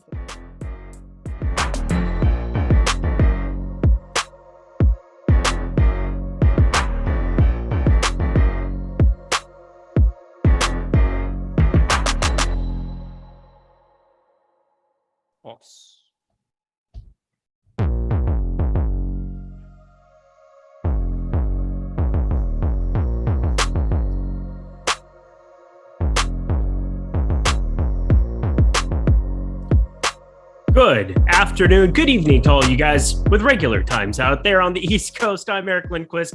Welcome to MLB Live Before Lock, presented by Odd Shopper. Let's get to this, shall we? We got a lot of games to talk. I've got my buddy here. He's rocking another fire shirt, I can tell. That goes in the collection. Show the people. Show the people. Come on now. Oh, yeah. Yeah. That one's we've got the my most used GIF in group chats. That's for sure. That's Greg Ehrenberg, for those who don't know. At G Ehrenberg DFS. Go follow him on Twitter. What's up, my dude? not too much. It is my brother's 30th birthday officially today. So I've got dinner plans tonight. It's also then over the weekend, big 30th birthday party. Going to be a big to do.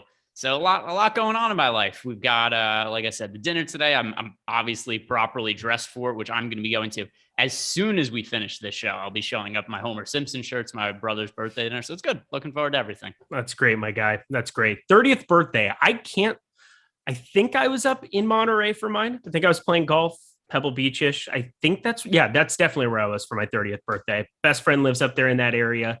That was great. Where were you on your 30th birthday? It was only a year plus ago, and I do not remember. I have no clue. I don't remember what I did for my 30th birthday. Like, honestly, I don't remember. I don't remember my 21st birthday, but that shouldn't surprise anybody. And I don't drink, so it's not like I did anything crazy. I just don't remember. I drank. Yeah, I drank lots of things. I don't doubt it. Some people would say that's what led to your fall and why you've had to wear makeup on shows as of late. But I don't know. It's also really weird to me. So, because do you have siblings? Older and younger brother. Yeah. Middle of 3.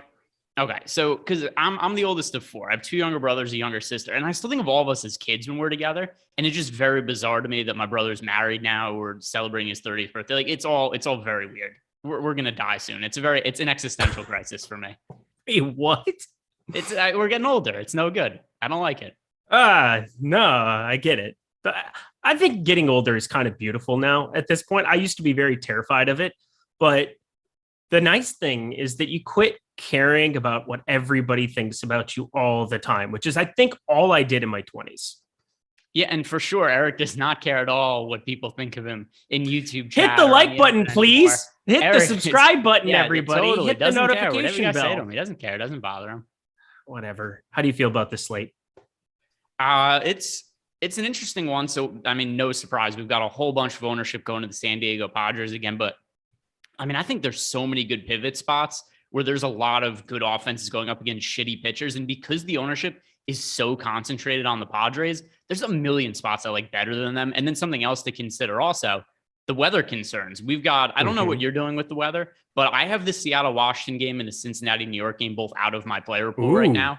I don't know how you're approaching those games, but I mean, it looks like these are fairly high-risk games with a good chance of rainouts.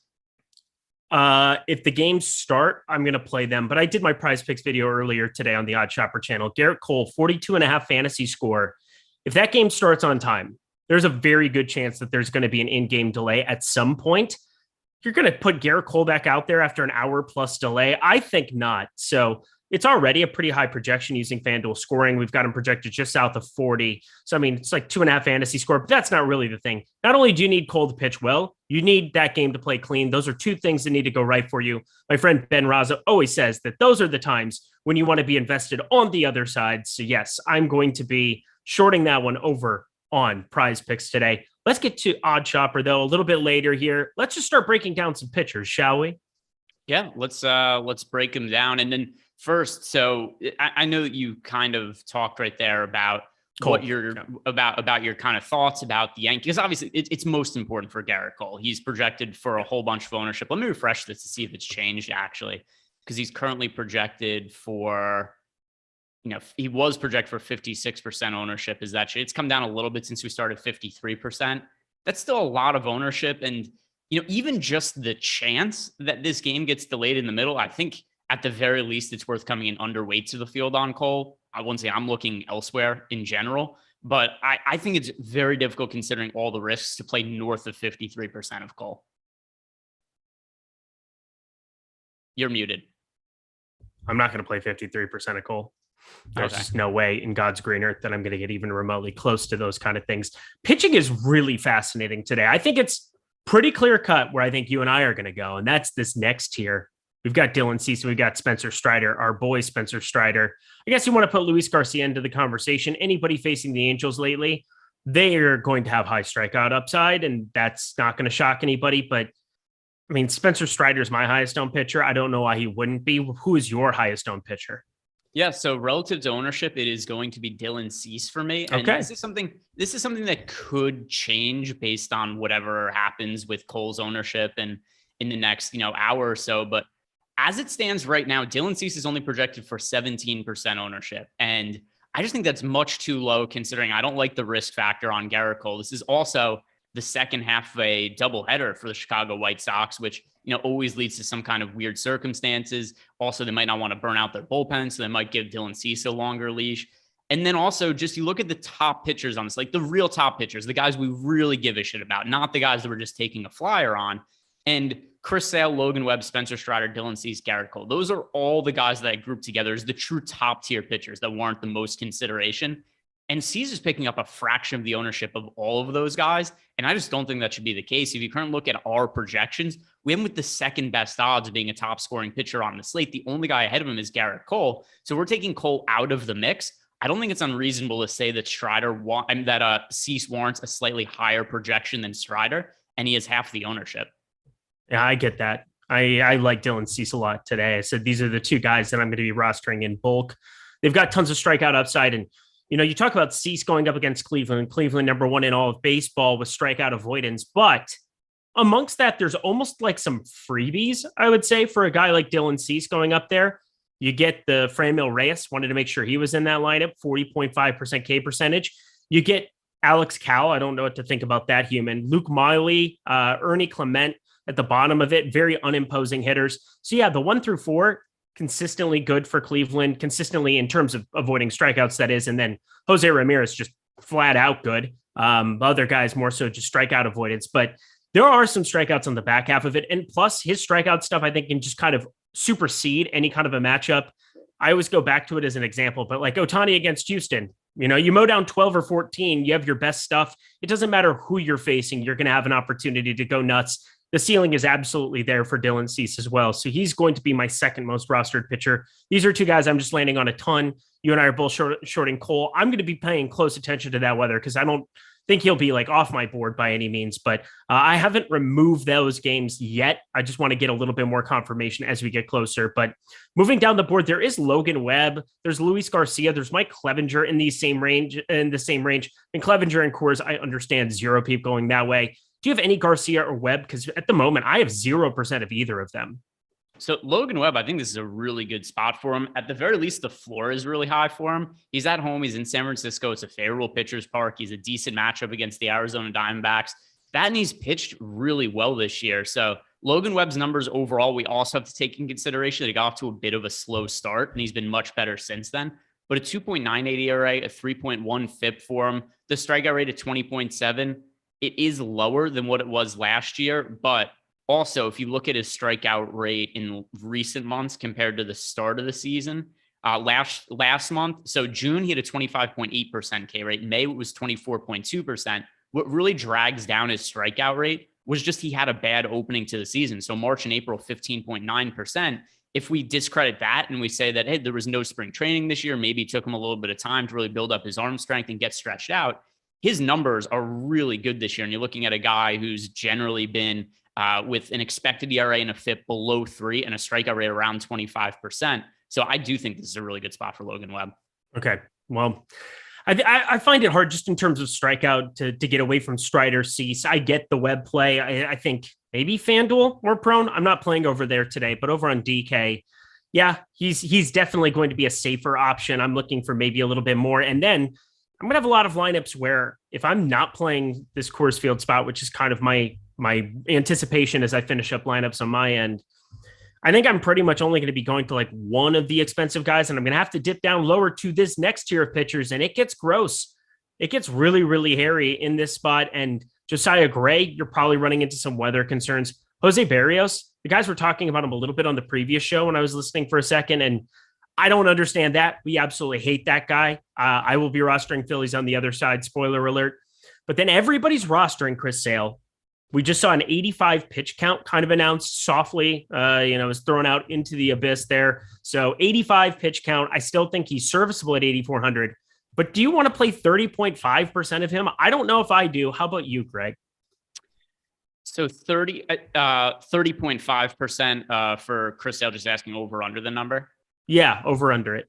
Yeah, way under. So I have a lot of concerns about Chris Sale, and it's hard to say because the velocity numbers are not always readily available or totally accurate. Reportedly, he was sitting at 97 miles per hour in his last his last rehab start, which if that's the case, you have to be pretty optimistic about him moving forward. But I don't know in terms of how deep he's going to go into the game. I know it's been reported that he's going to have an 85 pitch limit, but are they going to totally for sure give him 85? Does 85 mean that no more than 85? Does it mean they're going to take him out at 75? That's where he finishes an inning at. So I have concerns about how long he's going to go into the game. And then you also consider that he's really popular for today. I think it's an easy guy to be underweight to the field too. Actually, in the first build I did for my single entry lineup, he popped up as one of the pitchers, and I fairly quickly made that not the case, where I was like, I'm not playing him in single entry. Well, so 2 of the 3 most popular pitchers, that being Cole and then Sale, you were basically not getting a whole lot of, if any of, huh? Well, I took the Yankees. So Sale still, I think, is worth consideration. But the Yankees game, I'm expecting it to either be some sort of rain-shortened game or for it to be a rain out, which has me off of Cole. So Cole, I don't even have that game in my player pool. It's risky, but that's where I feel like is what I feel most comfortable with right now. Sale is just somebody I want to be underweight to. Okay, there we go. Fire it up, guys. That's 80% of ownership will run DK that you're basically just writing off 85% almost out of the 200%, because, hey, that's how math works, that you would be exposing to your pitcher. So we continue down the board. Yeah, I don't even really know where you're going to land to find savings. Who's your favorite value pitcher then underneath 8,500, underneath that 8,400 Chris Sale number? So I prefer just paying up at pitching and being like, hey, I'm playing a bunch of Logan Webb, Dylan Cease, Spencer Strider, and then some of Luis Garcia. I think he's easy to get overweight too as a contrarian play. Mike Clevenger, another one that I think makes sense as a pay up option to be contrarian too. For a lot of the same reasons I like Sean Manaea yesterday, especially if you're playing Padres stacks. It's just the easiest way to differentiate a really chalky stack is to play a totally unowned pitcher with some upside. And Sean and I came through today, and I think Mike Clevenger could be that guy again. But the mark you said under 8,500, I think David Peterson's getting slept on a little bit. There is also a really high implied team total for the Braves. So their sportsbook total is really high today. And I don't really quite understand it because Peterson's, and it's not to say that the Braves have a bad offense. They clearly don't. They have a great offense. They have a lot of right-handed power bats. But Peterson's been solid this year. He's a 3.48 ERA, 3.71 expected ERA. He's a 25.6% K rate. And the Braves strike out at the 5th highest clip in baseball against left-hand pitching. So I see a path to upside for Peterson. He's somewhat cheap, and he's also projected for less than 1% ownership. So that's another really contrarian pitcher that I think makes sense to be overweight too. I don't mind it at all. I think it's actually pretty good play. I've got one guy down here a little bit further down the board that I think we could land on. I do like the Peterson shout out. He's somebody that I'm rostering quite a bit, so I'm with you in that regard. I just want to find some savings, and I think everything you said about Logan Webb applies to him in terms of just like everything outside of the matchup in ballpark. You know what I mean? Like he's a guy that I think has just been a serviceable pitcher. The strikeouts aren't going to wow you. The matchup is so much more difficult. No doubt about it. The ballpark, much more difficult, but in terms of what he's capable of doing, 25.6% K percentage, then the strikeouts you should be able to get with Duvall, Swanson, Riley, as good of hitters as they're Acuna, as good of hitters as these guys are, they all strike out at a 23+% strikeout clip. So I think there's more extra strikeouts that are there than even in that Arizona lineup. So I think not equal, but David Peterson completely unowned. I'm happy to be firing that up here in bulk as opposed to 23% Logan Webb or wherever he ends up at. I like Noah Syndergaard today, and I didn't expect this based off of last night because I just don't like Noah Syndergaard in general, but this line is just so fishy to me. And Luis Garcia on the other side, I mean, he's obviously far more expensive. It's hard for me to land on him on a day like today, but without Yordan Alvarez in this lineup for Houston going forward, with him on the IL, you get this Matejevich fellow, a 40% strikeout guy, Jake Myers, 29.6, Martin Maldonado, 32.4, Jeremy Pena, 24% at the back half of it. I mean, 1 through 5, you're not going to find a whole lot there, but I think he can survive. You get 4 right-handed bats there, everybody outside of Kyle Tucker. If you can get by him specifically, I don't think Noah Syndergaard's a good pitcher at this stage of his career. The strikeouts really aren't even there in any kind of a meaningful way, but he's had some improvements. I get it's been 2 really, really easy matchups back to back here for him on this road stand. And now he shows up back in Angel Stadium, but I don't really know what I want to be doing sub 7K. So I'm landing on him. Is he somebody that I can talk you into any shares of? No. And I don't really think there's a need to go that cheap because the offense is, and I keep having to bring this up as a talking point when you and I do these shows together, but particularly it's always been the case with FanDuel, but now especially with DraftKings as well. The pricing is so broken that it's not hard to pay up for pitchers. I mean, we have a Coors Field game where the hitters on the Padres side, who have by far the highest implied team total on the slate, everybody's cheap other than Manny Machado, and he's underpriced as well. So it's not hard to pay up at pitcher. I just don't know what I need to get to, like a nearly 10% owned Glenn Otto for, or we've got Syndergaard is picking up 5% ownership. You know, it's still fairly low, but I just don't have a need to get to any of these guys. I get to the pay up options like fairly easily in my lineups. I don't. I really don't at all. I could not disagree with him more. Like, I don't know. I'm landing on Strider and Cease, and I don't know which stacks I would want to get to. Kansas City's the only one, but then they didn't have Whit Merrifield in the lineup. That was a cheap stack that I like getting to. Even Detroit on the other side, you could talk me into a little bit, just that game environment and how bad those pitchers are. Which stacks? I mean, we'll get to the stacks portion though, but like if you're not rostering the super cheap Coors, which I think you and I are both going to be in the same boat where we don't want to do that. I mean, what are the kind of teams that you're going to be pairing these expensive pitchers with? Yeah, so my single entry stack that I'm running right now is a 5-man Blue Jays stack with Cease and Strider as the pitchers. Okay. Like, and it fits pretty easily. Actually, the first one I did had a bunch of it had like $600 in salary left on the table. Also, it's just not that difficult because even a team like the Blue Jays going up against Mark Appel, who in all likelihood is not going to find success in this spot. He's an interesting backstory, Mark Appel, in terms of it took him a long time. He was formerly the first overall pick in the draft. Then he just struggled in the minor leagues. He had a whole bunch of injuries. He briefly retired from baseball. Then he got the urge to come back and started building himself back up. But he still has not really been all that successful in the minor leagues over the last couple of seasons. So I think he could struggle. But the most expensive hitter in the Blue Jays lineup, it's Vlad. Like Vlad's 4,800, Springer's 4,800. Then you've got the rest of the guys in the lineup are just not that expensive, where Teoscar Hernandez, Lourdes Gurriel, guys towards the back of the order that I also like that are fairly cheap. So I really don't find it problematic. And then there's a ton of plug-in options to roster today that are close to min price. I just took 1 through 5 and plugged them in alongside Strider and Cease, and you have 2,233 left over as you're hand building it. That's not a whole heck of a lot. I think people are going to land on a lot of the same cheapies in those kind of regards. So I get what you're saying. Like if you play Lourdes Gurriel instead of Springer, you're saving 1,200 there. You can put that to work. If you play Espinal or Chapman instead of Kirk, you're saving money in that regard. But I find that to be pretty cost prohibitive. I don't know. It worked pretty easy. Also, I rarely have stacks that are just 1 through 5. I'm just using it as an example, saying the best hitters in the lineup, 1 through 5 in that regard. I mean, I'm just saying it as an example, but even pivoting, if you take 1 through 5, you take Bichette out and you put in Chapman, you've got less than 3,000 left over. And a lot of those same guys are going to be guys people land on together. In large field stuff, again, you just put it into Cruncher. I'm running some crunches because, again, Toronto is a team in our top stacks tool that I think you absolutely want to be getting shares of. There's no doubt about it. They're flat leverage, basically, a little bit negative leverage, but anything that isn't San Diego is fair game, I think, today. I think that's pretty safe to say on a slate like this. There's 27 other teams to be choosing from on DK to be picking and choosing teams from, but I don't know. I don't really. I still see Strider and Cease. I almost want to just ask what that lineup is because I'm just so curious now as I'm hand building it out. This is I'll kind of why I'm using Cruncher. I'll send it to you. Send it to me. I'm so confused. As soon as we finish. All right. Well, we continue down.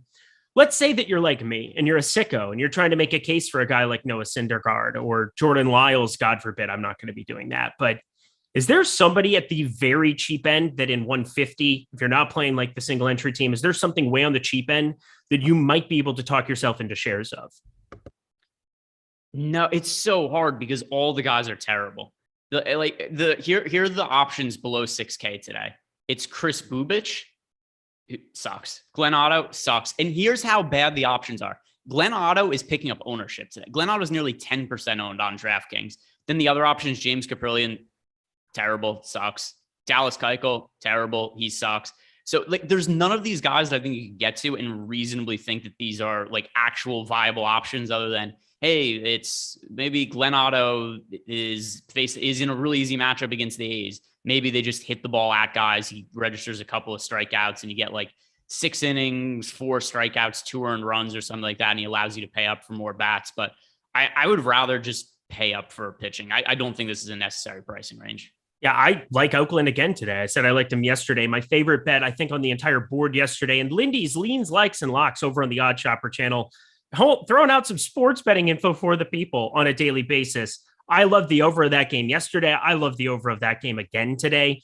There's no question that these pitchers and James Caprillion and Glenn Otto are horrendous. You could say the same thing about Detroit and Kansas City. Brisky, Bubich. I think all 4 of those teams are in play for me. Yes, even Oakland with their sub-4 run total, I will be getting to shares of once again today.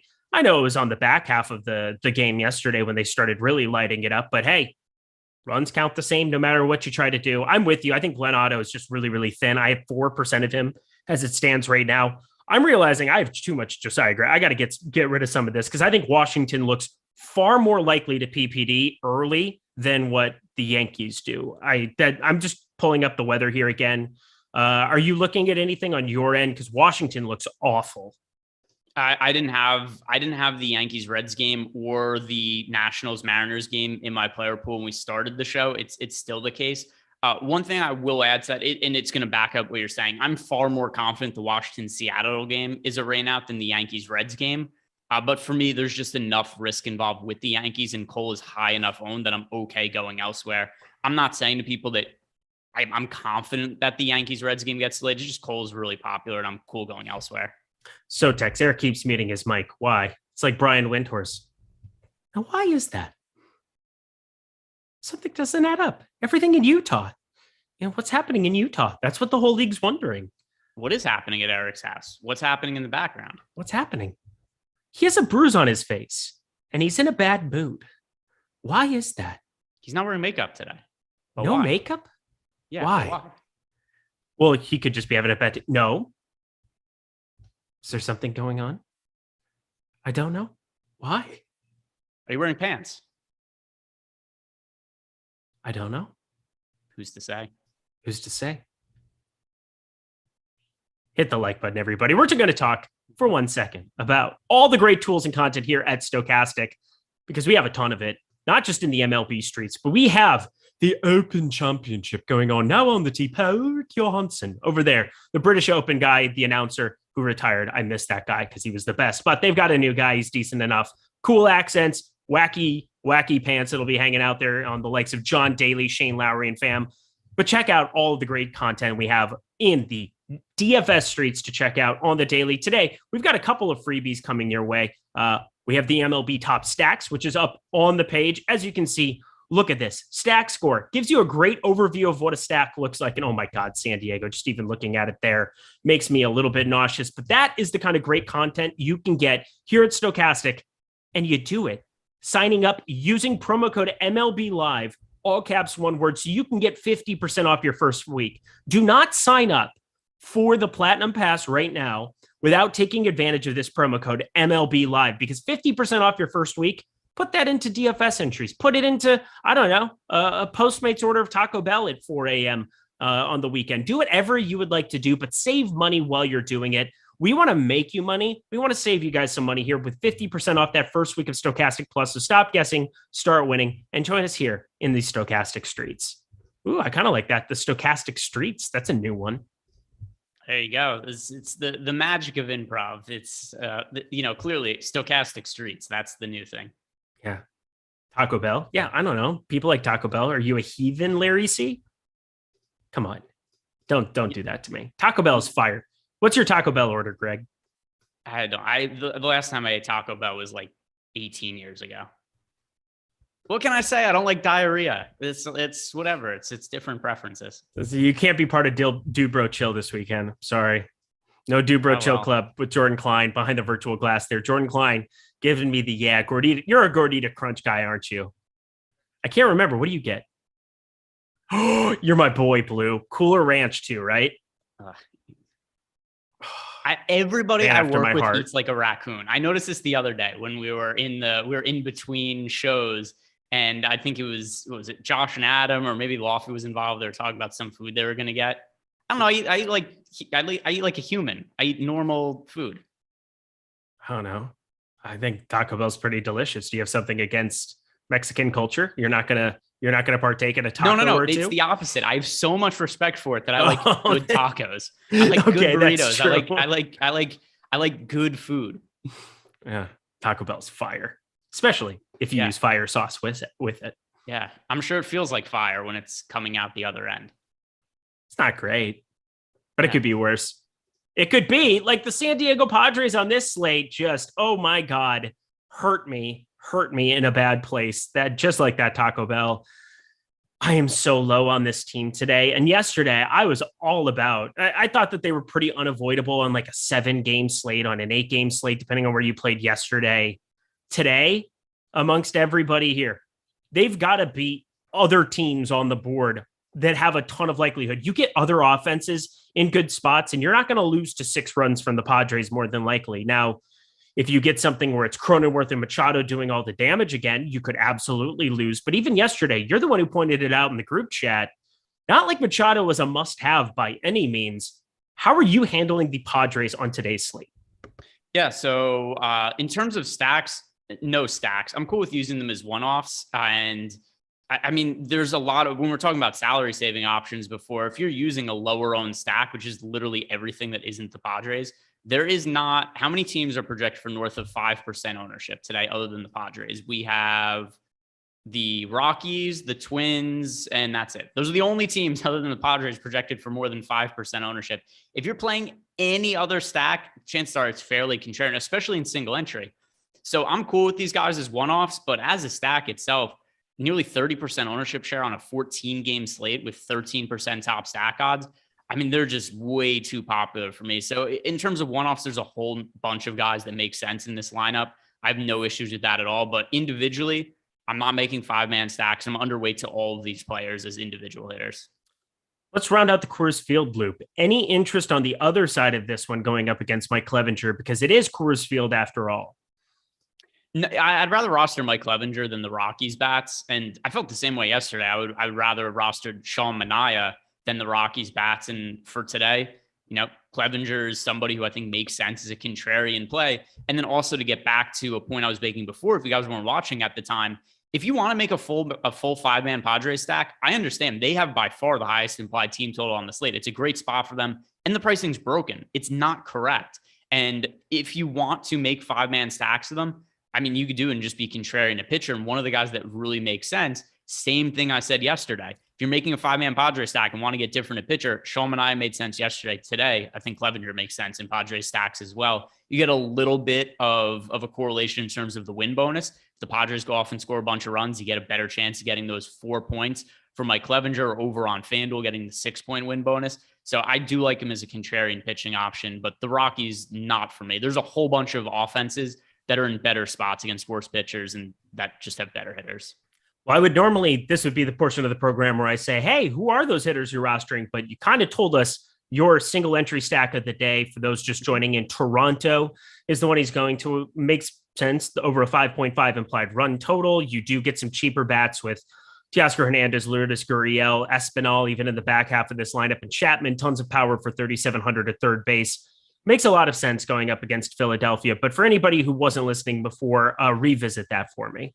Yeah. So Mark Capel, if you guys aren't familiar with his backstory, he was the #1 overall pick in the 2013 draft, somewhere around there. Yep. Yeah. Drafted by the Houston Astros, and just right away off the bat struggled in the minor leagues. So I'm pulling up his numbers right here on Fangraphs.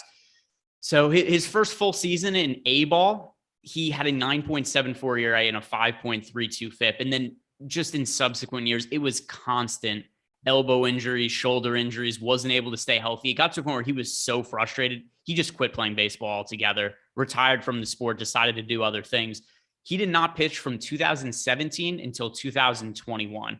And when he came back in 2021, his numbers were not good. AA numbers in 2021, 5.84 ERA, 5.99 FIP. They moved him to AAA, 6.17 ERA, 6.81 FIP. So then this year, he did have better results at the minor leagues, but also had a lot of good luck go his way. The thing that stands out the most, a 219 BABIP and an 87.8% strand rate. So he did put up a 1.61 ERA in 28 innings, which is also a really small sample size. So 1.61 ERA, that obviously looks great. And it's a good feel-good story, but a 3.87 FIP, a 4.19 xFIP. If you look at the ZiPS projections for him this year, then with a 6.35 ERA moving forward, he's well below replacement level player in terms of his projection. So I just don't expect him to find success at the major leagues. He's pitched 4 innings so far this year. He hasn't given up a run, but once again, it's only 4 innings.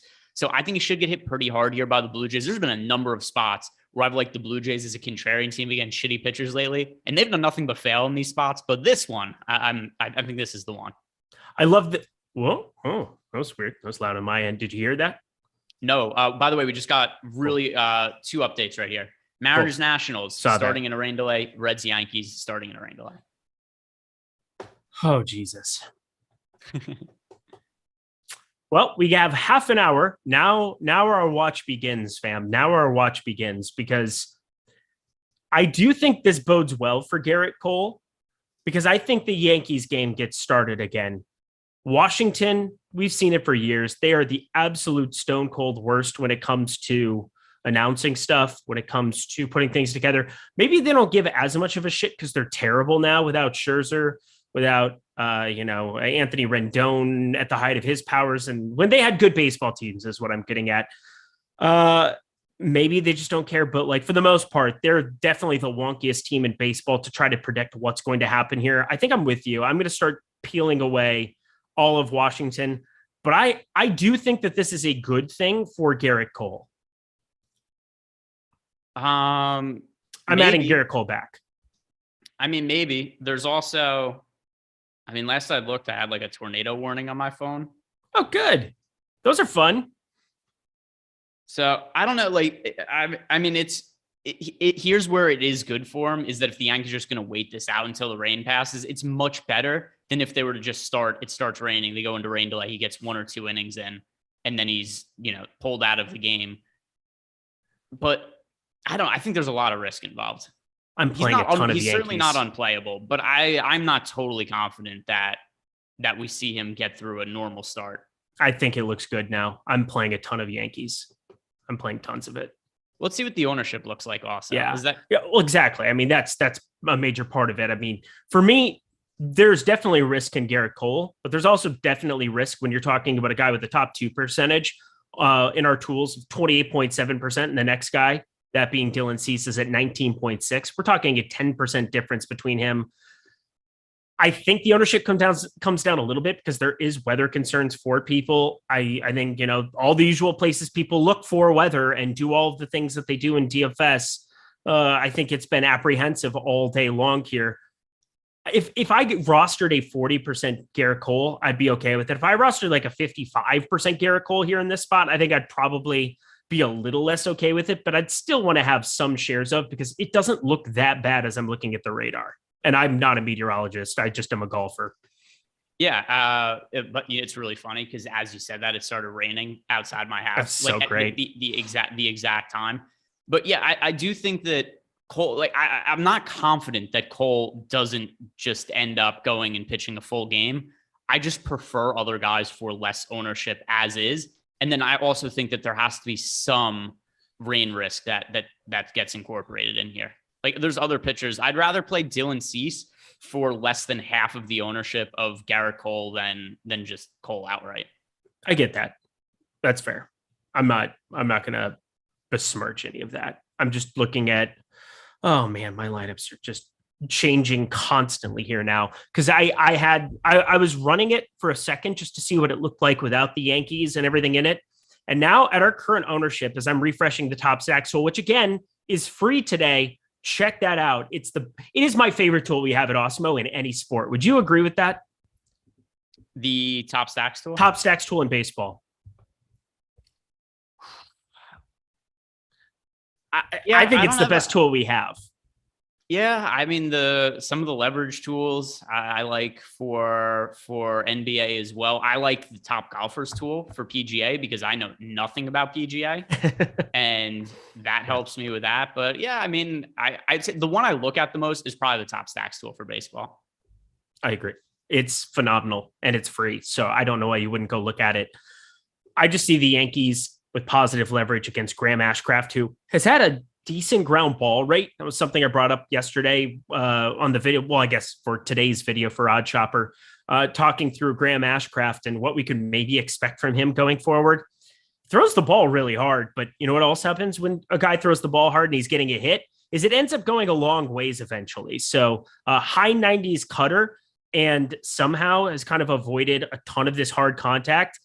Without the K percentage here, he's got a 13.4% K percentage. This is a spot I definitely want to get to a Yankees team if people are apprehensive. Like I'm going to get to a ton of these guys now. Yeah, so in terms of Graham Ashcraft, also, I've bet the under on his strikeout prop in, I think, every single start over the last month and a half. Yeah. Because there was one where he literally hit the over in the second inning because it's never high. It's always a low strikeout prop. So we had one game where he was really good against the San Francisco Giants. But off the top of my head, he has made 9 starts this year and he's hit the under on his strikeout prop in 7 of those 9. It's 3.5 today, which also is not a significantly high prop. It was 4.5 for a little while. But his last 2 starts, 1 strikeout against the Mets, 1 strikeout against the Cubs. He allows a lot of contact. That's not ideal against the New York Yankees. Not great, Bob. Not great. I have a ton of them. That I just wanted to say that because that wasn't something that existed before we started the show. We've got 18 minutes here to go. I needed that from funny you. Of a super chat. I needed that from you. We have a couple of super chats to catch up on. My filler arc, $1.99. Strider or Garcia instead of Cole. In Greg's opinion, absolutely. In my opinion, Strider. I like Strider the most out of all 3. How about you? Yeah, Strider's my favorite play of those 3. Relative to ownership, Garcia should certainly be higher owned. Our most recent run of ownership, we have him at, he's come up a little bit. He's at 7% now. It's still too low though. So I think he's a good contrarian option. If you're just playing one lineup and you're trying to figure out where to go there, Strider's my pick. Okay. And Eric, hang on a second. That was a weird sound to say. There we go. I had to fix something there quick. Whew.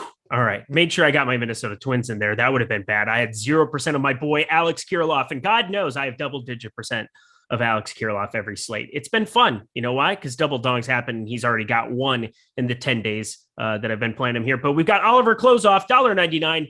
Let's get horned up. I don't know what that means. What does that mean? Like horny? Like that's getting horny now.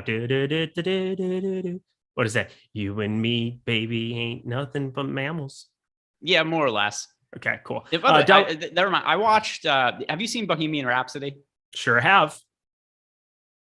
That was really just. It's entertaining because I like Queen's music, because I like music by Queen. But in terms of a movie, nothing really happens. It's music and then made up stories in between. And then he got AIDS at a party in like Germany or something. Or yeah, and it's also like they didn't, and the timeline's all wrong. Like if you know anything about Freddie Mercury, none of the information is accurate. It was very weird. That, and also I was watching with my brother and my sister-in-law, and they decided that they should sing all of the songs along with the movie, and then drop kick me in the face and never talk to me again. Yeah, like I hadn't seen the movie. Watch it. It was not what I was expecting. I thought very overrated. Can you kick them out of the house? Hey, I do like the Mr. Robot actor. I think he's fantastic. I met him at what was it? At Coffee Commissary. He was wearing like these big, huge boots. He's a shorter guy, that's for sure. But the guy who played Mr. Robot is the show that he was on. The actor. Somebody's going to put it in chat, so I never have to do it. But I thought he did a good job acting. But it's just not that entertaining of a script. I have to agree with you. It's just not a good. He did a good job.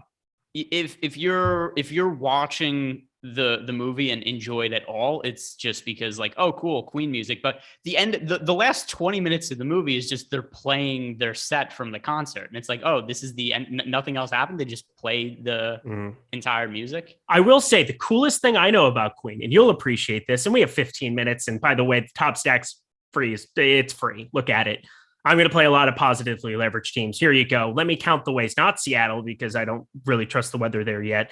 Atlanta against David Peterson. I like Atlanta still against anybody when they're going to be low. And I like everybody down the line that is going to be Minnesota Twins. Definitely think that they have a ton of viability. Houston, even against Syndergaard. Hard for me to not see the stolen base upside with a lot of guys in that lineup.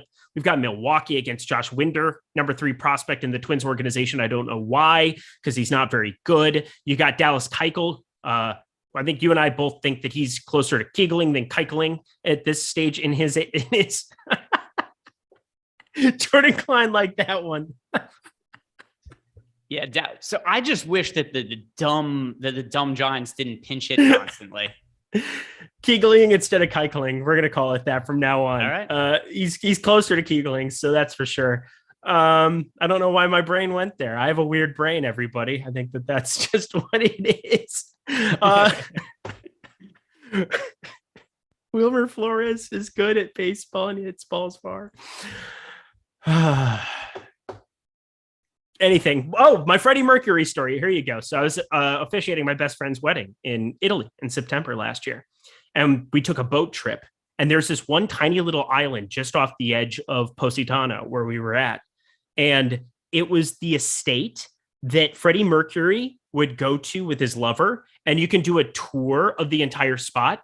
But it's like a secluded island. And the only other thing on the island, other than this massive multi-million-dollar, like tens of millions of dollars house, is a Spanish settlement that is like a church. It was a church next to this house. Those are the only 2 things on this tiny little island off of Positano. It is the coolest thing ever. I cannot recommend it highly enough to go check it out. Just even imagining it and being in like, the 70s or whatever for Queen, like that must have been some rad times out there. Yeah, you just show up with a black light and you look for all the AIDS on the wall. Is that how you do that? Oh man! All right. Oh my God! Look at all the Keegling and Keucheling that went on here. Keucheling. We're just gonna call it Keucheling from now on. If something's, I don't know. It's just We didn't. really By bad. the way, we didn't answer the rest of the super chat. Oh, yeah, we went on a detour. We went on a deep detour. Strider, Cease, Webb. I believe you went number 1, Cease, Strider 2, Webb No. 3. But we have to do the fuck, marry, kill game. Yeah, FMK. I will marry Strider because he's a beautiful person that I want to be attached to for life. Dylan Cease is like the hot new thing today, and Webb, let's just kill him because he's going to strike out 4 Arizona bats over 7 innings. Enjoyed that. I don't want to kill any of these. These are my 3 most rostered pitchers today. I don't want to kill any of them. Can we just kill Jose Barrios just for fun? Yeah. I mean, there's nothing wrong with recreational sport killing. At least how else are you going to survive in the zombie apocalypse unless you practice now? Exactly. So good point. So we're going to kill Jose Barrios for just for the sake of it. One thing about Spencer Strider, he does have a Freddie Mercury-esque mustache as long as we're trying to try everything together. See, it all comes full circle. It all comes full circle. So here we are. Your man Mercedes is literally 2,200 and showing up in everything I do. I'm very nervous about today. Yeah, I can't kill any of these guys. I think I'm going to marry Logan Webb just because he's so safe, right? Like, I don't think he's going to do anything to harm us here in this home spot against the Diamondbacks. And then I'll have a threesome with Cease and Strider. Just like you would be with Freddie Mercury on the island. Absolutely. By the way, Dylan Cease also kind of has a Freddie Mercury mustache. Things that have been said on the show. I mean, just clip the last 15 minutes of this entire show. Greg and I, don't. I'm just answering the questions that are being asked of me. Let's talk Odd Shopper here quickly, shall we? And then we'll come back to stacks and kind of round out the show because that's what we do. I want everybody to know about Odd Shopper in the last 15 minutes here beforehand. If it's your first time first time stopping by these streets over here at Stokastic, well, what is Odd Shopper? Oddshopper.com. 2 S's in the middle of that. Odds Shopper. Head there. So use any of your email addresses that you might have, any of your burner accounts. It doesn't matter what it is. It doesn't matter what your name is, as The Rock might say. Simply sign up over at Odd Shopper. Take advantage of all the great tools and content we have over there, especially these golf bets have been awesome as well. Like, there's been a ton of value that they've helped extract for that. If you're going to be betting the Open Championship, which I know a lot of you are, head over to the golf bets tab as well. Obviously, the NBA and NHL aren't in season, but today we are worried about MLB. Greg, I'm curious, what are the MLB bets that you've got on tap for today? Yeah, so the ones I have today, which I'll have to go back to Odd Shopper and double check if they still exist, but the bets that I placed earlier today, Jose Altuve plus 400 to have a stolen base, going up against Noah Syndergaard. That's a really good bet. Plus 400? Yes. Oh, what's Kyle Tucker's number? I do not know off the top. I need of to my find head. that. I need to find I that. have to look. I'll pull it up as I talk. Other bets I have today: Graham Ashcraft under 3.5 strikeouts. Mentioned that before. David Peterson over 4.5 strikeouts, and then Glenn Otto under 4.5 strikeouts, and that one was significant plus money on the under for Glenn Otto. I love that. Yeah, under on Glenn Otto for sure. That's a good spot to go to. What do you make of this Adrian Sampson number? I feel like over 3.5. Again, this is a Baltimore Orioles team that I think is just awesome 1 through 6. They've obviously been playing really, really good baseball 1 through 5 today, but regardless, just a team that has been mashing baseballs all season long. And Adrian Sampson isn't all that good, but 3.5 strikeouts. There's definitely strikeouts available here. Not like the wind's blowing straight out or anything here in Baltimore. At the same time that I love these Baltimore bats, especially at the top of the order, I don't mind Adrian Sampson, 22.4% K percentage. You get a couple of freebies. That's kind of the thing I'm looking at with Mateo, with Odor, but they're batting 8th and 9th, I suppose. Mountcastle, as much power as he's got, 25% K percentage. I like the over of 3.5. I didn't expect to be saying that at the beginning of the day, but that looks decent for me and decent for Prize Picks purposes. Do you agree with that one? And then we'll move on. Yeah, he's only had 4 outings. Well, he's made 5 outings for the entire season. One of them, though, he only pitched 1 inning. So if we look at the games where he's had extended work, we had 4 2/3 innings against the Braves, 5 strikeouts, 5 innings against the Cardinals, a team that's notoriously difficult to strike out for everybody other than Spencer Strider, 5 strikeouts. Against the Boston Red Sox, another fairly tough matchup, 4 strikeouts. Then last time out against the Brewers, another pretty tough matchup. He struck out 5 hitters. So the Orioles offense has been better than expected, especially lately, but it's still, I think, without really much discussion or any pushback, it's an easier matchup than the Braves, Cardinals, Red Sox, or Brewers. And he was over that mark in all those games. So yeah, I think 3.5 is too low of a number. All right, let's revisit some weather here, and we'll finish up with stacks. I'm looking at the Yankees game as a full go. Have you decided anything? Or are you still keeping that out of your pool? I'm keeping it out. Let's see what let me look at the most recent weather. I'm gonna pull up Google. So it looks like we have a 60% chance of thunderstorms for the next hour and a half or so. Mm-hmm. Then we get a break where I assume they're going to start the game again. This is where things get a little dicey. Then you get later in the day, another chance of thunderstorms at 40%. I think it's playable. I'll add him back in the player pool, but I'm going to be underweight to him. Okay. I'm at the place where I'm just playing them. I'm not even thinking twice about it. And then let's go to Washington. I still think Washington looks dicey. I wouldn't be surprised to see PPD come out of that, but I'm just curious if you saw anything different there.